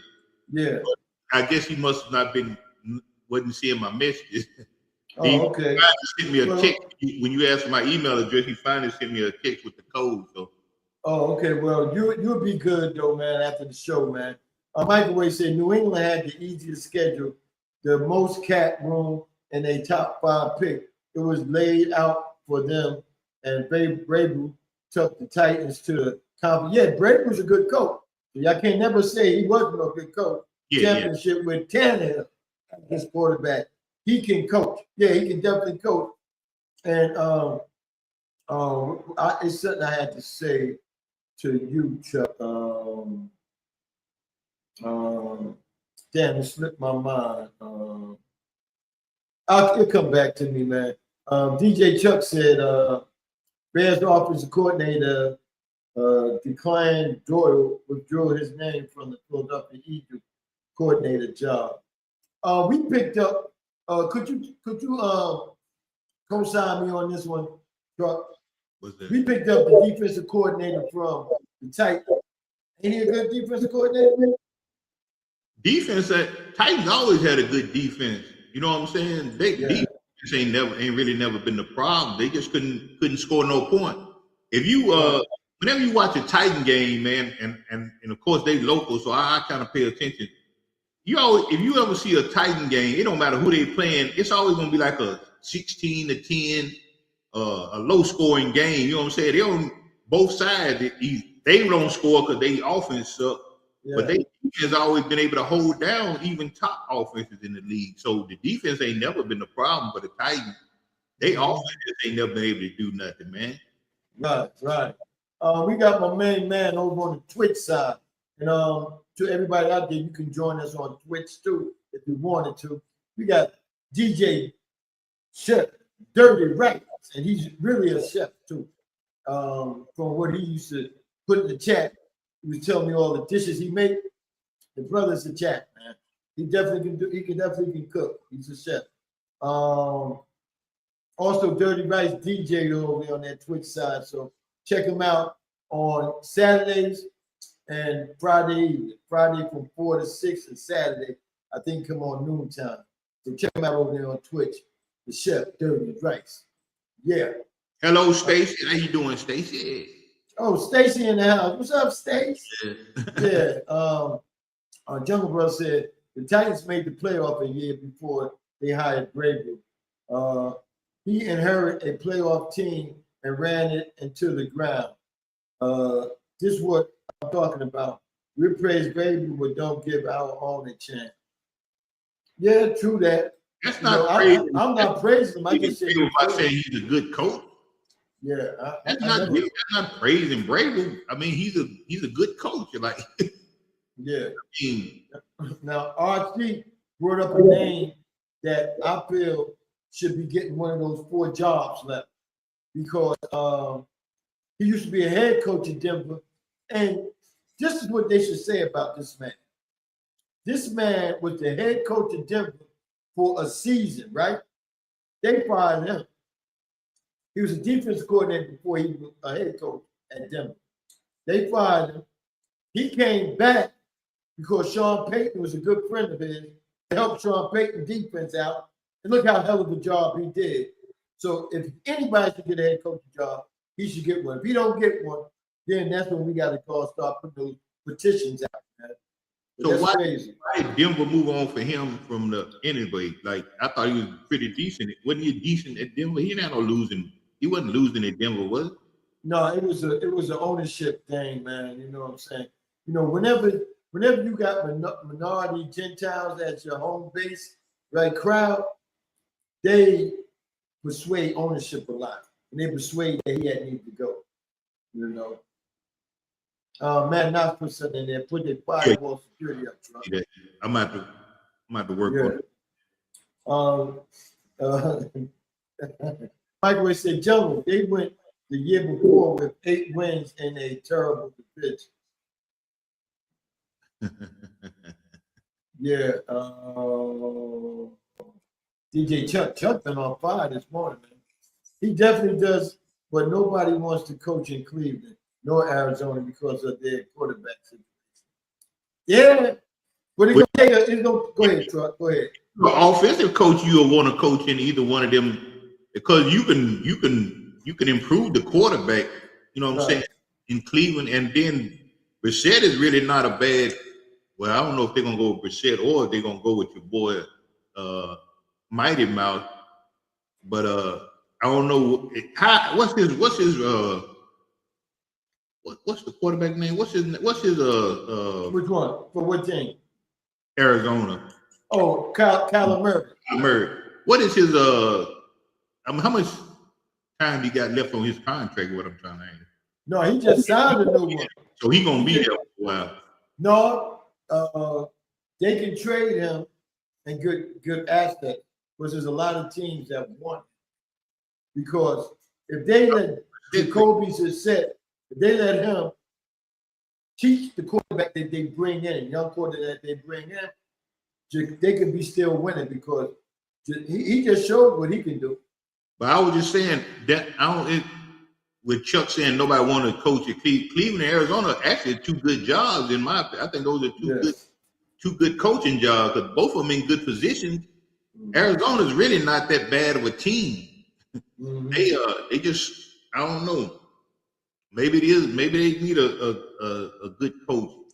Well, I praised Arizona, but I didn't praise Cleveland, even though Cleveland gonna have 2 brothers that's gonna help one another out at that quarterback position. You know what I'm saying? Because Deshaun Watson can teach a lot. You got 2 brothers. But it's just the thing about Cleveland is their ownership fucked up that team and situation so bad, man. You know, it brought a lot of stank to the team, man. You know, not too many people care about Cleveland. You know what I'm saying? Yeah, I think Cleveland is a good landing spot. I mean, Cleveland could be with the right coach, man. Cleveland could be one of them teams, man. They could be like New England was. Like they can turn it around in the year. I ain't saying because Vrabel came and changed them around. Before Jungle started talking about it. Here you go. You right on time. You right on time. Read it. Yeah, go ahead and read that. I mean, I got to answer. You skipped the one where you went in on microwave. You skipped the one where you went in on Jay Fish. Okay. Go on that one and then do the other one. He said, Microwave, you want to crown Vrabel, go ahead and crown. He's just another naughty coach with resources that Mayo didn't have. Right? Okay.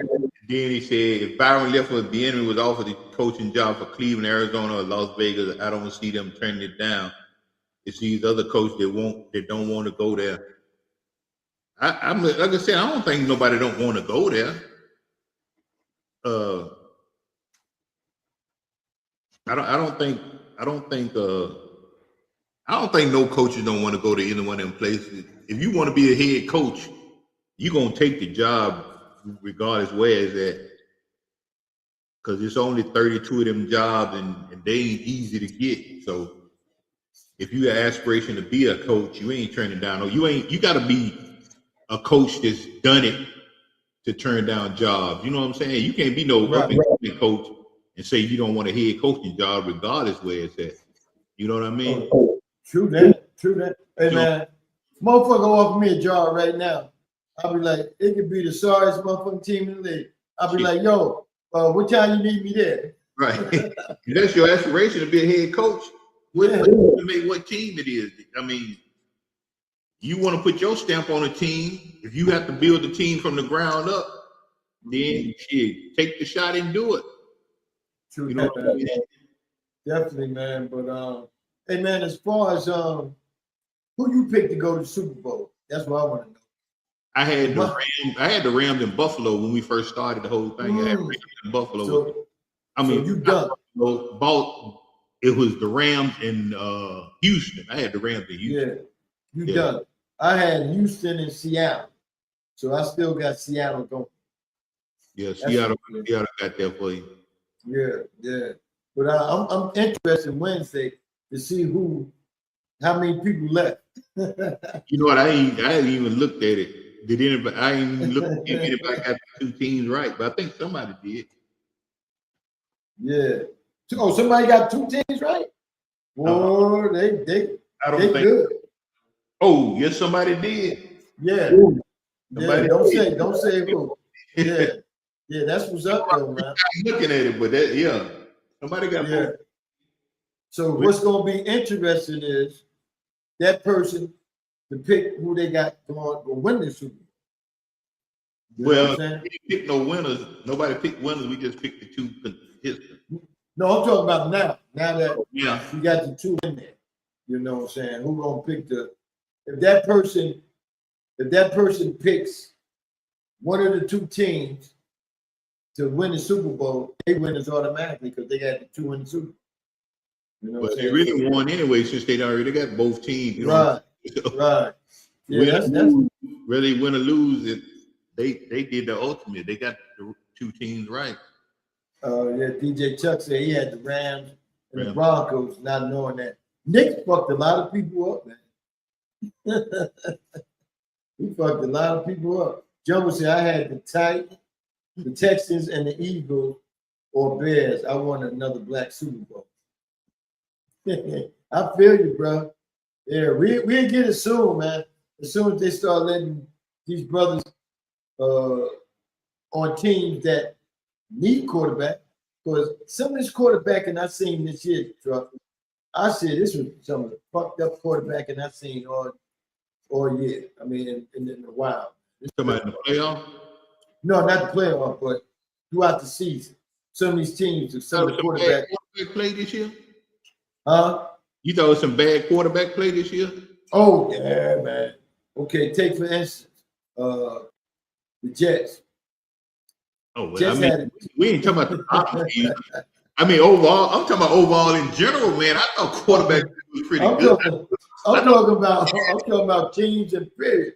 Well, I know the ass teams ain't had no good quarterback play, but yeah, good question, RC. RC, yes, we are doing that on the football show. Yeah, because the football show goes until the week after the Super Bowl. That's our last football show. 3 more so weeks. we gonna do. So when should we start the squares? Well, we're brainwashed. Yeah, we're brainwashing. Because what we gonna do? We gonna put up 2 sets. But once you put up one thing of squares, you gonna get more people than you can have. That's why we're gonna do 2 of them. Well, let's see how fast one fill up first, because you know, you have people buy multiple squares and they'll fill up quick. Yeah.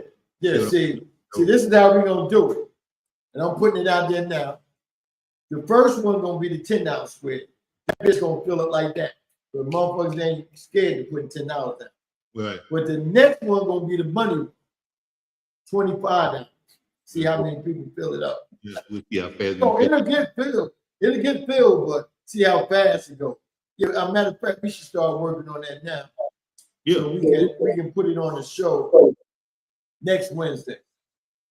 No, we need to put that on there. Yeah, this week. Yeah, this Wednesday. Yeah. But next Wednesday, I want that bitch closed. We want to get it done before the Super Bowl. We got to get them shut out. Yeah, definitely that, man. But yeah, man, this is the time of year you really like it. So you may be able to make a little money, man. I ain't never won the squares, man. I've been playing the squares for over a decade. The first year that they did it on FanDuel, me and my sister hit. My sister, I had a little Super Bowl party at the house, and I was doing it on FanDuel. I picked me a couple numbers. I actually put $10 on like 4 or 5 numbers that night, and then my sister was like, "Here, she gave me like $25 and said, put my numbers on the same." She put 5 on each one of them, I had 99. 99 was a big paying number. It paid out like 800 to 1 or something like that. Right. $10, like $10 got us like $800. I won like $800 off that month.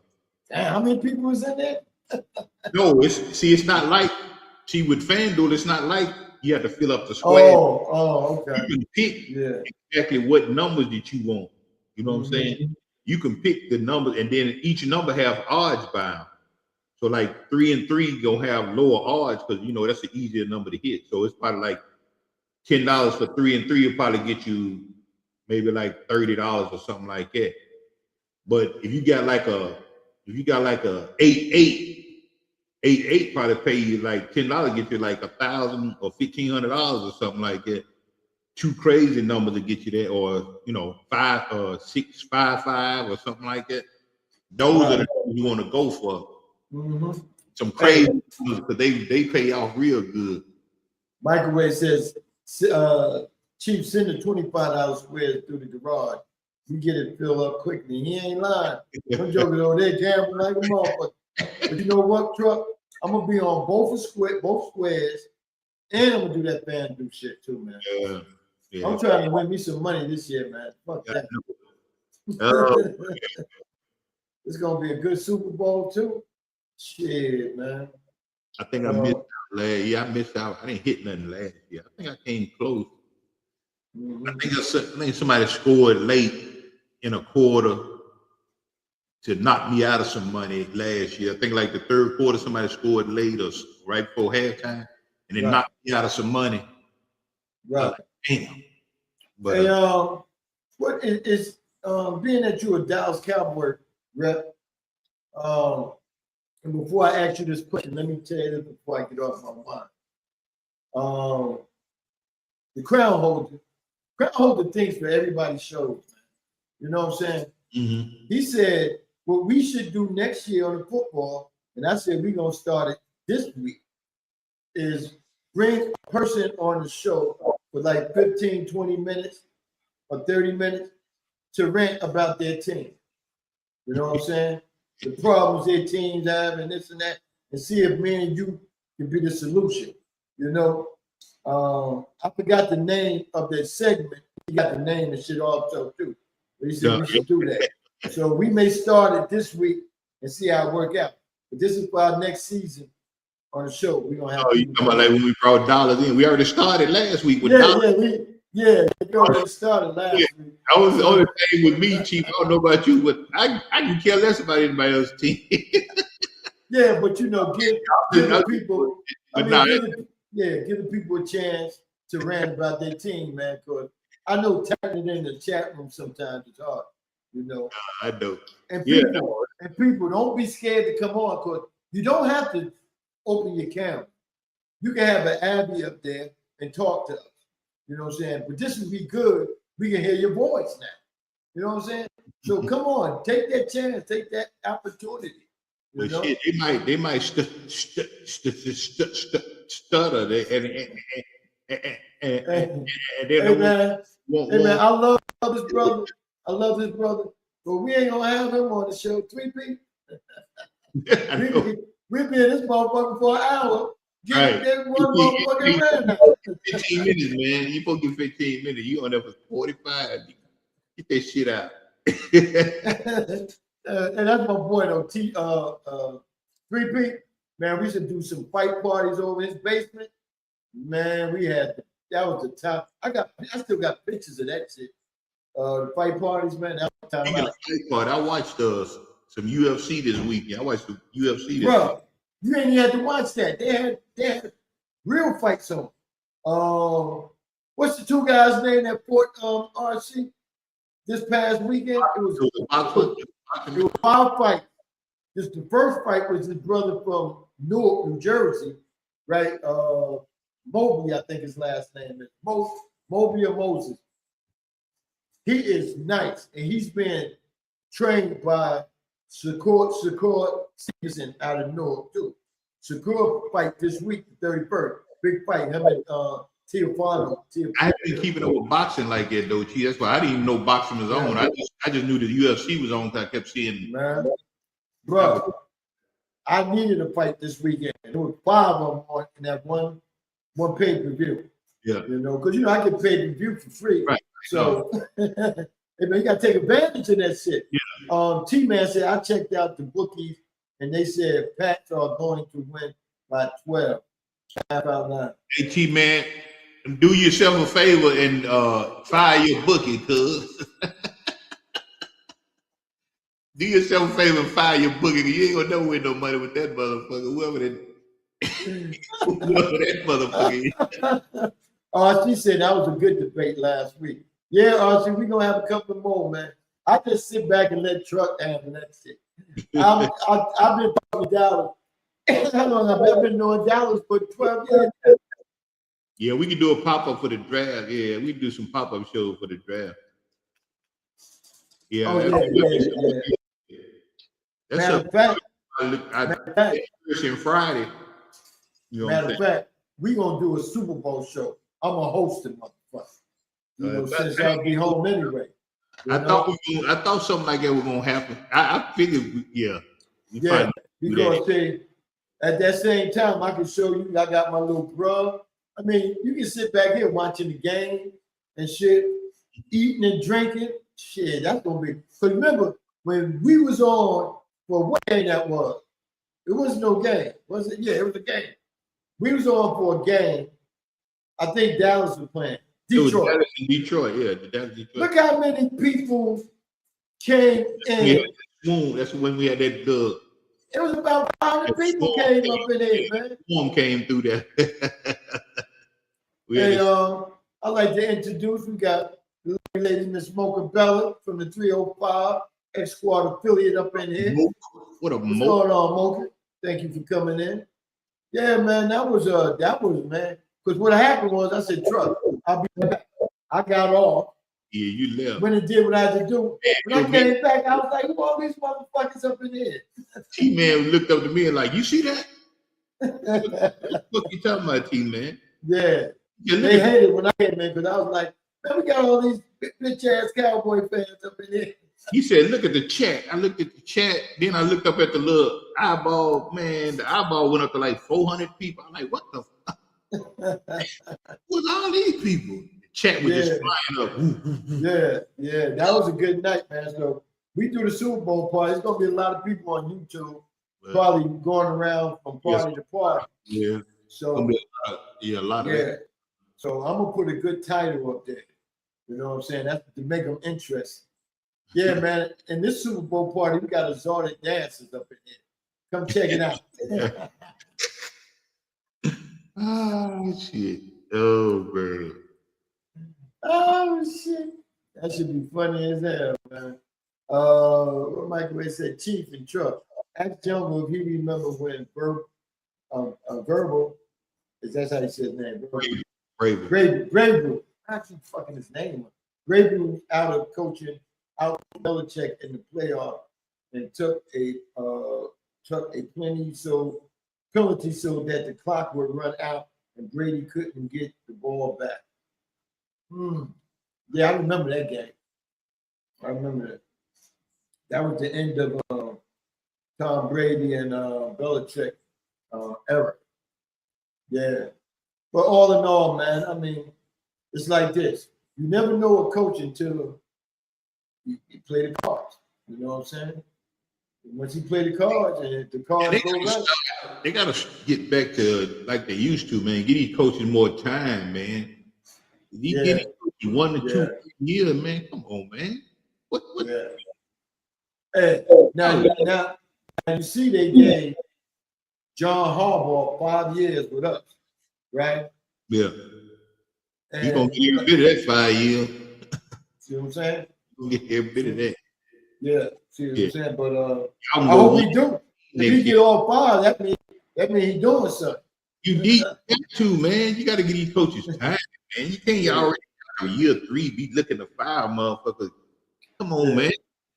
If they need showing progress, if they regress, if they going back, I understand. Yeah. Worse. Y'all ain't doing better. Y'all getting worse. Now I understand that, but you got to give them time to get people in place. Maybe they probably have to get rid of somebody and bring. I don't know, man, but I just think they don't give them enough time, man.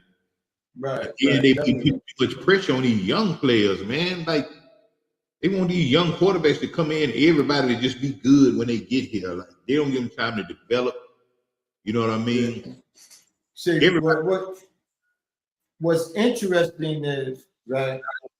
Okay, Mendola, Mendez, whatever his name is. Now he's going to be the number 1 pick to the Raiders. Mm-hmm. Is the Raiders going to get the right coaching staff to coach this man? As far as quarterback coach, offensive coordinator, they're going to get the right people. But you know, the Raiders been kind of fucked up. They ain't been able to put no good coaches up in there. They had Pierce. Pierce had a good year his first year, but then after that, they say he wasn't good enough for them. Yeah, they got rid of him for what? They didn't let him finish. You know what I'm saying? You know he was getting to the players, he was connecting with them, but you didn't let him finish the job. Like, I don't know. Yeah. I'm glad T-Man mentioned this. He said Minnesota is just murdering people left and right. First George Floyd, and now the 2 white people. But after George Floyd, it was a couple more people got murdered in Minnesota. They just didn't get the big prop. But we're going to talk about that situation in a minute, man. Microwave said, I think it depends on the organization. I've seen my Eagles fire Chip Kelly after 2 years, and the 49ers fired Chip Kelly after 1 year. Yeah, it all depends on, the organization. That's they going back and forth. I like that, man. Chat room going at each other, participation with one another. That's good, man. But what you think about this Minnesota shit with the ISIS, man? Man, the shit out of control, man. They just murdering people and just getting away with it. When I was watching that video, I wish it was somebody coming up through there in a truck and just drove through and plowed through all them motherfuckers. Just hit all that. Me and you are the same thing. I wish somebody just came through there and forward and just knock all them motherfuckers down. Yeah, we on the same page because man, you watch these movies, right? Yeah. How they do shit like that. I'm waiting for somebody to come through there in a bulletproof vehicle with the motherfucking hole in the window that you can shoot the gun out of, like the automatic weapons, and just come by and take. You know what? I know I'm on YouTube. I don't give a fuck. But enough is enough. Like I said, I've been this motherfucker. This is my 66th year, and ain't no president of the United States never let shit like this go on consistently. Man, it's Trump straight. sitting back like it ain't shit, man. It's straight murder. I don't give a fuck what they talking about. Somebody need to surround them motherfuckers and light their ass up. Just get a group of them motherfuckers surrounded and just light their ass up. Right. Yeah, this shit is straight murder, man. Y'all just sit there and shot that man laid in the street. Y'all done put pepper spray in the man's eye, and then y'all just gonna light the man up laid in the street like that, man. That's crazy. And see, the funny thing about that, not funny as far as us laughing, but the funny thing about how they say this shit went, you see it the opposite, right? After they pepper sprayed him, had him on the gun, they talking about he had a gun, right? They took the gun, and once they took the gun, you can see the cop that was and then he ran back. Yeah. And then the rest of them, why the rest of them? Everybody else jump back and start shooting. Oh, come on, man. Why is the rest of them backing up shooting at? Right. For just You know because one person started shooting, everybody jump back and just start shooting. What the fuck was that all about? But you know what? We have a police officer up in here, Miss Mocha Bella. Is that the way they supposed to do? If one cop shoot at you, is everybody else supposed to shoot too, or just that people want to shoot so they can say they use their gun? I just want to know because Dude, I think that's a common sense. I don't even think if they teaching that shit in the police academy, then them motherfuckers, man, that's crazy. I mean, because if one person took you down, why is the rest of them shooting? Because up close like that, and he shot 3 times, that man was dead. Yeah, but why you keep shooting? Why? Yeah, that's the question I'm asking. I mean, it ain't like the motherfucker shooting back at you. I don't get it, man. Yeah. And you shoot for what? Why you pull your gun and shoot for it? Wasn't nobody shooting at you. Wasn't nobody even aimed at you. The man didn't even have a gun out. T said 600 police versus 3,500 ICE. That's why the man went and got the National Guard to come in, because he wanted some order in there. He wasn't getting order. Truck also said, You know what it reminded me of? You know how they say when a group of black people see one person take off running, and everybody take off running with them? Yeah. So I see one person shoot, everybody just supposed to shoot too. Yeah. 600 police, man, and 3,500 ISIS. I call them ISIS because that's what they are. They icing up people. 3,500 ICE. Nah, them niggas need to be. Okay. Here goes my answer. I wanted. Mocha said, "Chief, bad training. They need a refresher course." Yeah, I know. I know they're not trained to do that shit, man. What part of shooting a motherfucker down is got to do with protecting and serving? What part of they got to do with protecting and serving? Gunning the motherfucker down. She in Minnesota. She said, "Agree at Mocha. I am a couple hours away from it. Vince Wright is very close to it, but it's still in my home state. It could easily happen in my hometown, and I got friends and family there." Yeah. Right. Yeah, that's a bad situation, man. It's just happening in Minnesota, but it can really happen anywhere, to be honest with you, man. Yeah. Did you see that? I saw a video. You see that video where that black man was confronting the ICE cat? He was out there by himself confronting the ICE cat. I saw it off of your boy Willie D was talking about it. There's this one dude and he was strapped too. He was talking crazy to the ICE dude. He was all up, and there was some more ICE around, and they were trying to get the dude away from him. They were trying to get the ICE dude, they were getting him away from the black dude, because the black dude was he wasn't backing down. Right. And they had to start shooting. He was gonna shoot back. He was like, it was basically like, motherfucker, y'all shoot me, I'm taking some of y'all motherfuckers with me. Yeah. They wouldn't fuck with him like that. They was trying to get they dude away. They told they dude to get in the car, and he was like, "Whatever y'all want to do," cause it was crazy. Well, well, see, this is my thing, right? How do they? What makes them go to these different cities or put a certain amount of their so-called officers in that city? Right? I don't call officers; they henchmen in them cities to get people. I mean, is somebody saying we got a big population of Mexicans, you need to get out of here, or illegal Mexicans or whatever? Is they saying that or what? It's a good question. And then when did Minnesota become flooded with? You would think they would be somewhere in New Mexico or somewhere like that first. When the fuck did Minnesota get flooded with freaking foreigners like that? I didn't know Minnesota was like a hotbed for illegal immigrants. I would have thought they would have went like New Mexico or Arizona or somewhere like that.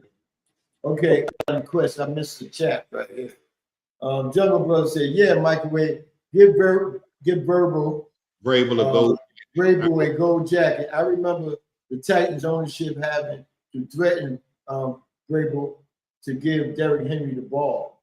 Oh, okay, that's a good sign of. I guess he learned from that, Jungle, because Stevenson used to fumble the ball a lot. Listen, this early in the season. But no, that was this year. Yeah, Derrick Henry ain't never been known for fumbling like that. Not with the Titans. No, I'm saying, I'm surprised that Stevenson is getting the ball at the early in the season. He had a lot of fumble problems. He's been running well, but no. See, that goes to my point with me and Dollars going back and forth last week about the coordinator. So Vrabel is a defensive coach. Why the fuck would he even be calling the plays for the Titans? You know what I mean? Like, the Titans had their own OC. I don't think Vrabel was making those choices whether he run Derrick Henry or not, because he was a defensive coach. I don't even think he was calling the plays for the Titans. Right. But then everybody said, well, okay, the coach could override the defensive or offensive coordinator. But what the fuck you got a coordinator for then? That's the point I'm making. Like, I don't even care to know these niggas because evidently they not important to the damn team. If they sit out here calling plays, then a coach and all of a sudden just tell them, no, we want to run that play, run something else. And then, the coach gonna get the blame for both sides of the ball anyway, whether he's the offensive or defensive coach. So that was my point about, and who gives a damn who these niggas are, man. I don't even know who calling them. I don't even know who calling the plays no more. I don't even know if it's the OC or the DC. Well, I made a statement earlier, right? Let me read this right here before I make my statement. Microwave, you need to select on how you remember Vrabel. He's an okay coach with ownership behind him, with a quarterback Mayo drafted. I remember Vrabel benching Marietta over Tannehill, then giving him 100 minutes. What do you think about that? Well, I don't know about Vrabel giving him 100 million because I don't think Vrabel signed contracts for coaches. Now he probably benched Mariota over Tannehill, but I don't think he paid. I don't think he the one that paid Tannehill. Yeah, I know who we gonna have on the show Wednesday night. Okay. I know who we gonna have on the show Wednesday. That should be pretty interesting too. You know. Archie say, are they still in Chicago area at DJ Chuck? I thought they left there. But why is they picking? I don't know how they picking these areas. I don't think they're gonna fuck around tough like that in Chicago. You ain't gonna hear about all them killing in Chicago like that without some retaliation. But like DJ Chuck just said, the suburban areas they probably in Chicago, but they're not going like in the hood or downtown, nothing like that. But them brothers gonna play. In Chicago, I think the response is gonna be a little bit different in Minnesota. Oh yeah, you'll get some ice killings. You probably will get some ice killings in Chicago. Right. I seen a video where they was in New York and a lot of people was buried. Like this one dude said, "Yo, man, y'all take that shit out of my hood, man. Don't come here looking for nobody in my hood unless you want to leave this motherfucker." Not, you know, they was actually scaring ICE, and I think they was in Brooklyn. They were scaring ICE. You know, ICE is scared a lot of places. Not in Minnesota, but Chicago, New York. Yeah. You know what I'm saying? Cities like that. Nah, y'all want to be. You got to tread lightly in those type cities, man. Yeah, man. That's why I said why shit happening so much in Minnesota. That's why it's happening in Minnesota, because you know people don't think of Minnesota like that. You won't think them retaliate like that. Yeah, I think this one for you. Truck D, wake up! You're from Tennessee, and she remember getting 100 million after only 7 games with the Titans. It should have been Mariota contract. Look at the record. Well, my point was Vrabel don't sign the contracts. Jungle. The ownership, the manager, and the freaking GMs and stuff, they don't want to do the contract. Not Vrabel. Vrabel didn't have no general manager power. I didn't say. You saying Vrabel gave him the contract? Vrabel didn't give him the contract. Vrabel's the coach. Yeah, that's why Titans in shit now, because they bad management. Yeah, they definitely, man. They definitely being ran bad, man. Hey, man, I remember when the Titans first moved, when the Houston Oilers first moved to Nashville, and they changed them to the Titans. Mm-hmm. Right? When they had Ed McNair and Eddie George. Man, that was a team right there to recognize with right there. Yeah. They had some good teams back then, man. Man, the city was live back then, man. Yeah. Tennessee was live, man. They loves them some Eddie George, Steve McNair,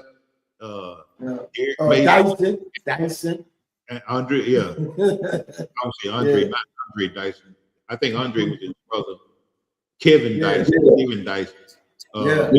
Yeah, man. They love them cats, man. Yeah, man. But they had squad was nice, man. They had a tight end too. What was his name? Because he was part of that miracle play. I think he passed away. He might not be. He ain't have passed away yet. He having like dementia. He going through some dementia or something. You talking about? Javon Curse. I was gonna say Javon Curse. I couldn't get it out. Chief asked me about. What was it? Wycheck, Frank Wycheck. Yeah, Wycheck. Yeah, there you go. RC put it in there. Wycheck was nice, man. It was real nice. Man, man, it was just like a blue collar team, man. You know what I'm saying? They gonna fight your ass, like backyard fight your ass. You know what I'm saying? But they gonna always be in the game, win or lose, man. And then you always got a shot when you have McNair, man. McNair. He said Brady against Mariota and gave Tannehill the job. You think Brady didn't tell management he wanted Tannehill long term smoking what microwave smoking at Reggie?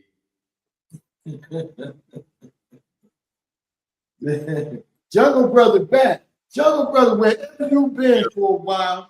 He said they wanted an old ass Tannehill for long term. How much long term you think Tannehill had with his old ass after he was already in the league for 12, 13 years? How much long term did you think he was actually signing for that you saying Bravel was co-signing for? Because he was already an old coach, an old quarterback. It ain't like he was young and new. So he couldn't have been talking long term, maybe 2 or 3 years, maybe, but long term, I doubt that because he was too old. Yeah. So, Chuck, what we gonna do now, man? Football over with, bro. Yeah, I'm gonna be doing this. Yeah, let everybody know. This is the new Chuck D show coming up on Wednesdays night from 7 to 9 when the football show is over with in 3 weeks. Yeah. Let them know what you feel and what you're gonna be talking about in that show right there. Man, shit, we're gonna be talking about everything. Probably a lot of this what we talking about now, man. It's ice shit, man. Just life stuff, man. Gonna be doing some life stuff, man. I'm working on some stuff, man, for the show I got in mind, man. But y'all gonna enjoy it, man. It's gonna be entertaining. Oh yeah. Oh yeah, man. Shit. Entertainment, man. Truck D a pro at this shit now, boy. I remember his first fantasy show, man. It wasn't just me that told him this. I was the first one told him, but everybody's like, oh, ease up, man, relax and shit, man. Yeah, he man. He come on the next week. I'm hyped. Call me. What you say? How you go?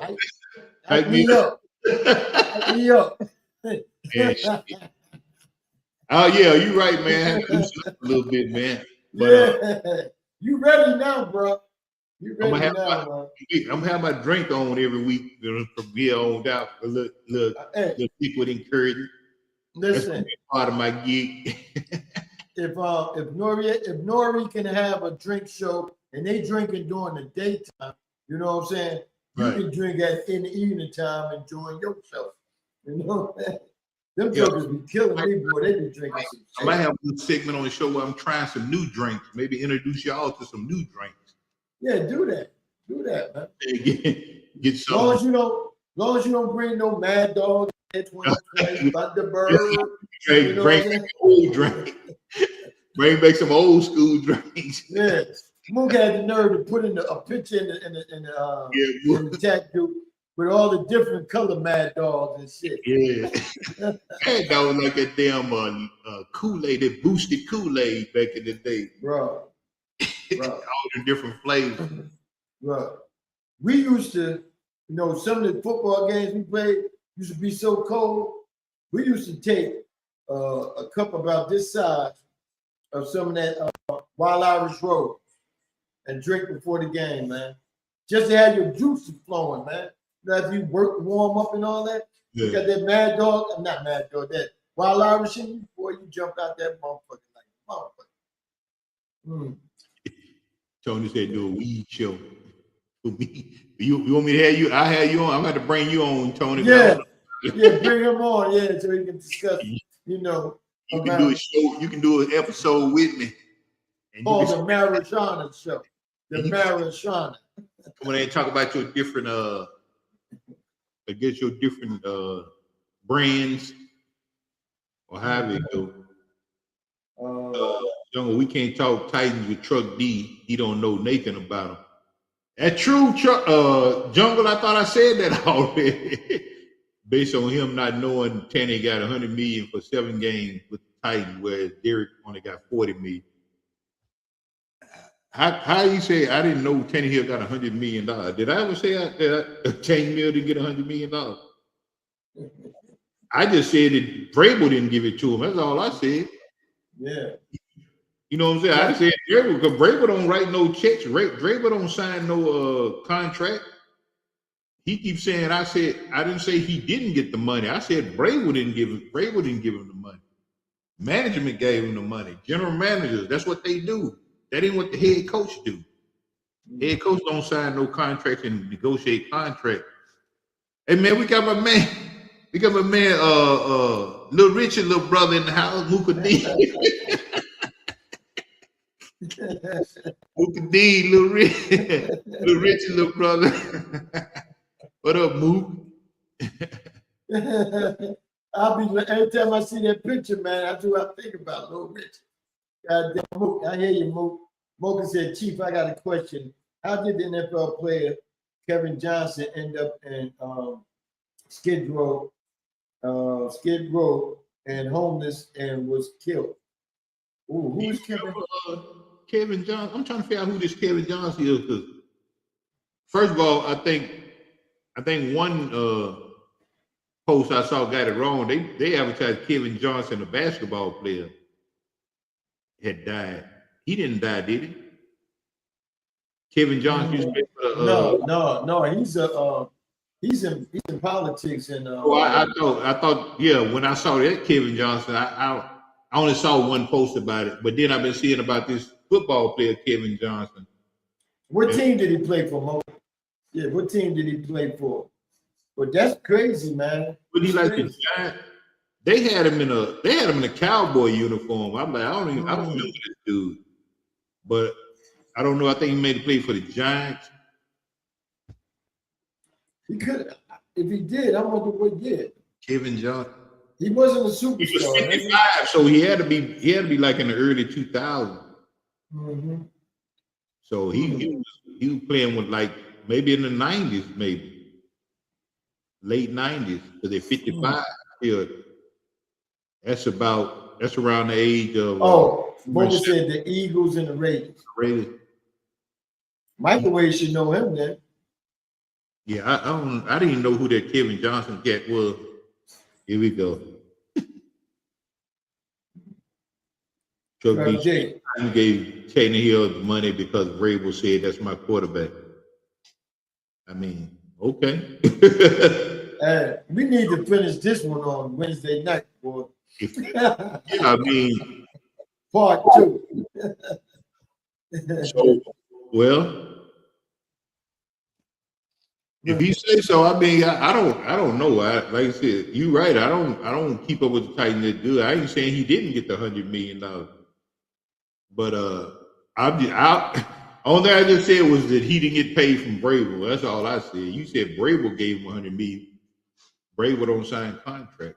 But if you want to keep on with that verbiage, that's fine. Yeah, man. But Buff. Only thing I can say, man, is that we had a good football season. It's down in the last 2 teams. I'm like Togo used to say, what are we gonna do now? What are we gonna do now? Oh, we got USFL coming up, man. The Unified Football. Bro, I don't even watch that shit, man. I did the first 2 years they came out, both leagues, but I can't watch that. Yeah, we got the Unified Football League coming up, man. Come on, man. Only reason I can't watch it, man, because they don't take it serious, man. I ain't talking about the players. I'm talking about advertisement. You don't know the games coming on like you do NFL games. Yeah. You know what I'm saying? The highlight game of this week or this or that, you know. You don't get that. And they on some good channels too. I mean, it ain't like they ain't on TV. No. I just can't get into it. I feel the NFL, once the NFL, see, that's why I say the NFL need to bring some more teams in. So these players that's playing on these teams can get put on these teams. You know what I'm saying? Remember one year, the first couple of years they came, the USL came in, they brought 2 or 3 of their teams into the NFL. The whole team. What they did was the players they didn't bring with them. They just brought players they want, and then they built the teams up. But yeah, man, I just can't get into it. Oh, here goes some more about Kevin Johnson. Here's what I want to comment about Kevin Johnson. And y'all got to think about this too. Reason why we're homeless, for one, is because in 93 when he was drafted, they wasn't making money like this, man.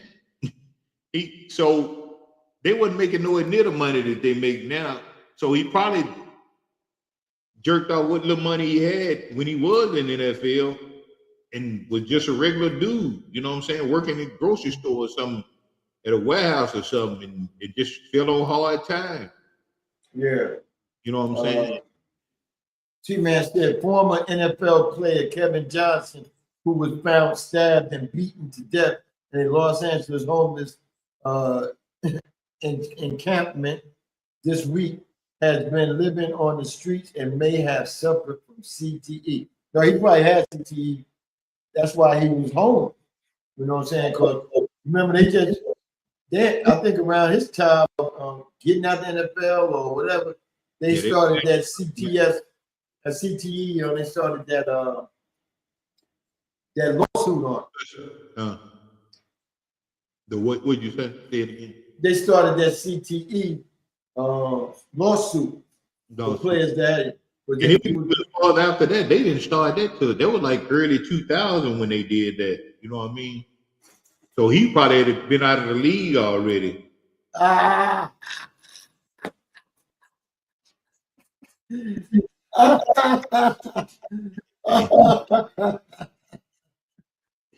RC, you gonna bring up some old shit. The one that Mocha used to go back and forth. You knew exactly. Jersey. Remember that stalker you had on the Lonely Heart Cafe show? Lonely Heart. And she was past stalking. Woo! Oh man, yeah. Talking about Nikki, huh? he remember RC. He remember the name and everything.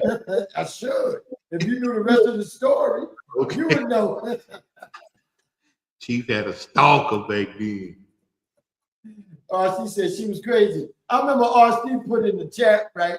Because I had stopped going in the show because she was in that motherfucker, right? RC put in the chat one time. Yeah, for somebody that said they hate him and don't like him no more, you sure enough mention him every week. He must have been doing something good. Damn. Nikki. Jungle said NFL cut off health care for the players after 5 years out of the league. Yeah, you're right about that, Jungle. Because I know a player is still talking about that, which is wrong considering they had lifetime injury. It was one player I was giving medication to, and I should be saying it, but I'm not going to say the name. But they had a real bad tooth in their mouth, and they needed that antibiotic. And I had that antibiotic tooth, and I used to give it to them until I said, "Yo, man, you got to stop." But I thought they changed that. Didn't they? Like recently, didn't they change that? Like where they helping out the players more now once they get out of the league? Wasn't there something that they changed? Oh yeah, they changed With as far as the health and all that, man. If you really messed up, man, they're gonna make sure you've been taken care of, you know, for the rest of your life. So they make a whole lot of money, man. They can afford to take care of everybody, man. Nikki, who claimed she lived in Florida, she did, Mocha. She lived in Fort Myers, and the only reason I knew that because she used to FaceTime me, and she was in the Florida Key, you know, down in that Fort Myers area, you know. But yeah, she lived in Fort Myers. Matter of fact, that's where she went back to. You used to FaceTime? Yeah, I mean, she used to FaceTime me. You know what I'm saying? Just so I can see. Yeah, this is the story for the. Able to FaceTime you. How did the stalker get your number? See, listen to the Jersey. Listen to the Jersey Connect show, and you'll hear the whole story. All right. You got something to look forward to. You got to listen to the Nikki story. This week episode of Jersey Connect show, the Nikki story. Let's go. I don't know about the mall, man, because I may have. In one of these episodes, we're gonna get a Nikki story on the Jersey Connect show.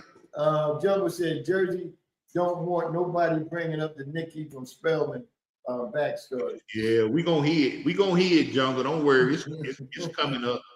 Oh, see, I told Nikki to come to Miami. I got something for her, laugh or not. Yeah, they used to go back and forth, man. Motherfuckers used to say, well, see, damn, is she mad because Mocha talking to Chief, or what's going on, you know? Yeah, it was a lot of shit going on. How did that usually go? Like, if somebody say something to you, Chief, that you would have something to say to them or in the chat? I don't know why she didn't like Mocha. I don't know, bro. But they used to go at it, man. Shit, boy. They used to go at it, bro. Man, back in the days on Spreaker.com, man, it was so, I was in so many shows and so many women situations. Chief was in a lot of situations. Who hosted that again? Togo. Okay. Yeah, Togo. That was his story. Yeah, man. Y'all heard from him lately? Yeah, man. Togo lived like a king over there in Ghana. Out Africa, yeah. Oh, yeah. He married a royalty. I think she was a queen. Yeah. Wow. Yeah. Oh, cool. Lonely Heart Cafe. Yeah, with Togo and the deacon. The deacon, not Deacon Dale, but this dude, what they used to call him, Deacon I.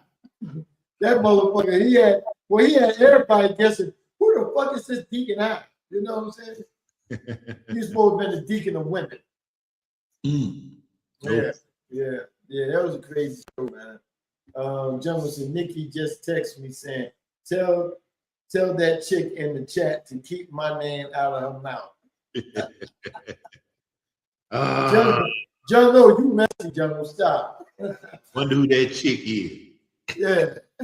The jungle X, yellow hair. That's how she used to do, though, man. She was vicious, man.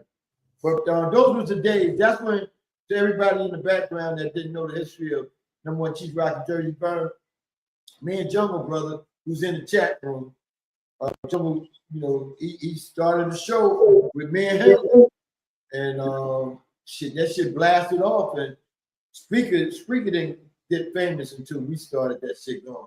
I feel, because after that we started meeting all the different groups. MCDE, they was loaded with about 30 DJs. They used to come to our shows. We used to go to their show, other shows, start format. Matter of fact, guess who I saw in a suite, one of the open suites, the other night, the LA Lakers and the Dallas Maverick game. Y'all remember Kevin Gray? He was sitting his Pinocchio looking ass up in that motherfucking front row of the suite and shit, man. Yeah, because he's in the media there now. I remember he's on a radio show. Yeah, Kevin Gray. He used to be part of X Squad back in the day. You know what I'm saying? Yeah. He was in the media at the Laker Dallas game. Yeah, right there in front, because he's on a radio show down there. So I guess that was a suite for people that got potential to do that. But they showed the camera on him twice. I said, I know that motherfucker right there. They showed it again. Motherfucking Kevin Gray. Yeah. General said Deacon Aloysius, that was his name. The Aloysius. Breaking the way to say his name. No, I knew his goddamn name. I just called him Deacon Al. I knew it was Aloysius. Because I always wondered, what the fuck's so Aloysius about him? Tony T-Man said, the Godfather and I started hashtag ICOU on Spreaker. Yeah, that was another group right there. DJ 6ix9ine, he was a big part. DJ 6ix9ine gave a podcast party in Indianapolis when the Colts, who was in the Super Bowl that year? I think the Colts was in the Super Bowl. I forgot to know the Super Bowl was in Indianapolis the year they had that party. And me and Spicy, y'all remember Spicy Conversation? I miss Spicy, man. We was invited to come there to be Andrew Kessler, son. We was gonna be on. They did a show, and we were supposed to be the MCs of the show. But she went, and I didn't make it because I ain't had nowhere to stay. I ain't had no money for no hotel, man. Shit. and 6ix9ine said his house was full, Right. So I never got a chance to go, but they had a ball. They was in the chat. Chief Rocky, you supposed to be here. I was like, yo, baby, next time. She said, I saw that. He got credentials and got to meet Luca. Yeah, that was the suite that everybody in that suite got a chance to meet Luca, and he gave out his jersey and sneakers. Yeah, I remember that. They said that. Big ups to you, RC. RC be on the same shit I be on. Checking out to see who the fuck at the game. Chief Kevin Gray covered the Mavericks. Oh, he covers them? Yeah, but he was in that suite that night. He wasn't covering that. Tony said, I got that show, Chief Rocky. Tony, do you have the show when I used to think it was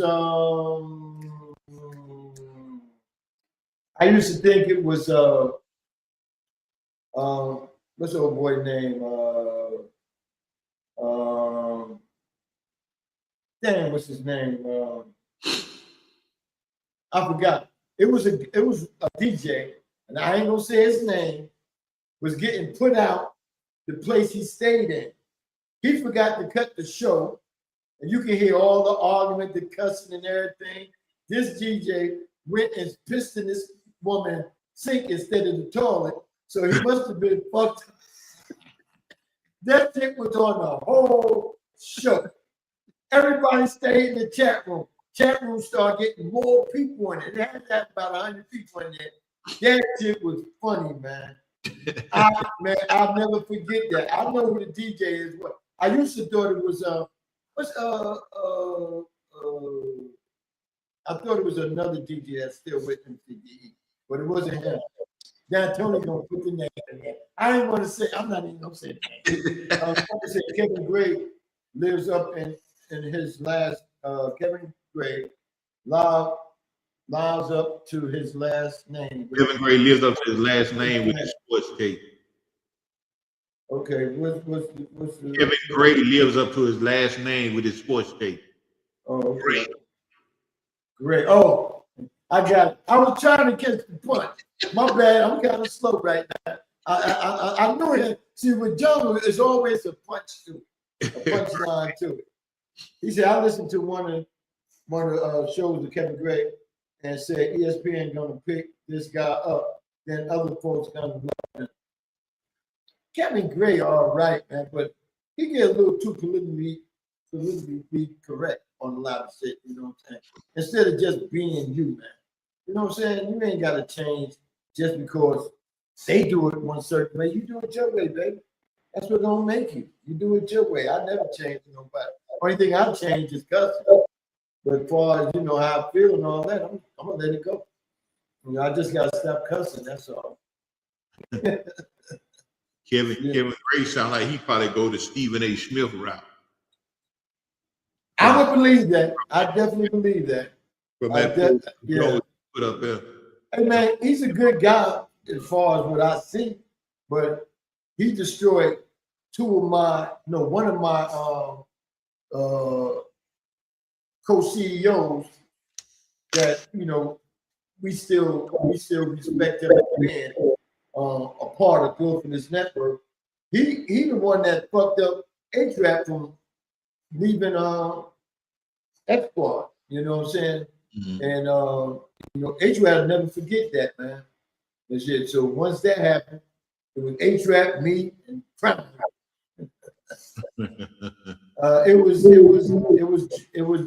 It was Joe. I ain't saying the last name. Rocka. I got that show also. T-Man gonna probably play that bitch one night. Woo! That was fun. That was fun back in the days, man. That's why I say I give Jungle Brother the most props for getting me started in this shit, man. Because it wasn't for him saying, let's do a show, let's start doing this podcast, because our brethren, Doug Stewart, used to always fucking disrespect us, especially hanging up on me. They did that on national radio too, Jungle. I used to get my point off before I could say another word. Or you just shoot you with the gun. You know what I'm saying? Which y'all take over. Hey, it was a brother called their show, John from Union City, and I used to live over Union City. My house was over there, right? He called them up one time because he said, I'm getting tired of shooting people to shoot me. He called up one time and they said, John from Union City now, and all you heard was, so my man said, dude, just shoot us with a 22. He just caught up and shot him. Yeah, and the gunshot was so weak, it sounded like it could have been a 22, man. That shit was funny as hell. Because it went. It's like your boy from coming to Harlem Nights shooting that pistol. Yeah. It was similar to that, Hey, but listen, people, man. Chief, I got a lot to do. It's almost that 1 o'clock hour, That was in 3 hours, like I always say I can do. I thank Truck D for coming on. Truck D, before we get out of here, man, let the people know exactly what you got planned for the upcoming week. Yeah. We back on here, man. We back on here with you Wednesday, man. Call Your Play show, man. We're gonna man. We're gonna go over this. I'll let y'all know who got the right picks for the Super Bowl this week. And we do what we do, man. Y'all, hey, stay tuned. From my perspective, y'all, it's coming. It's coming. I'm working it out. I'm gonna try to make it fun for y'all, man. I'm gonna make it enjoyable. I got some things in the work. Got my brain working, man. So y'all gonna enjoy it, man. I think y'all gonna like it. You like Dion? Coming. I'm coming. I'm coming. I'm not hard to find. But, I see you cheap, man. You know. Yeah. You gonna be indulging tonight. Oh yeah.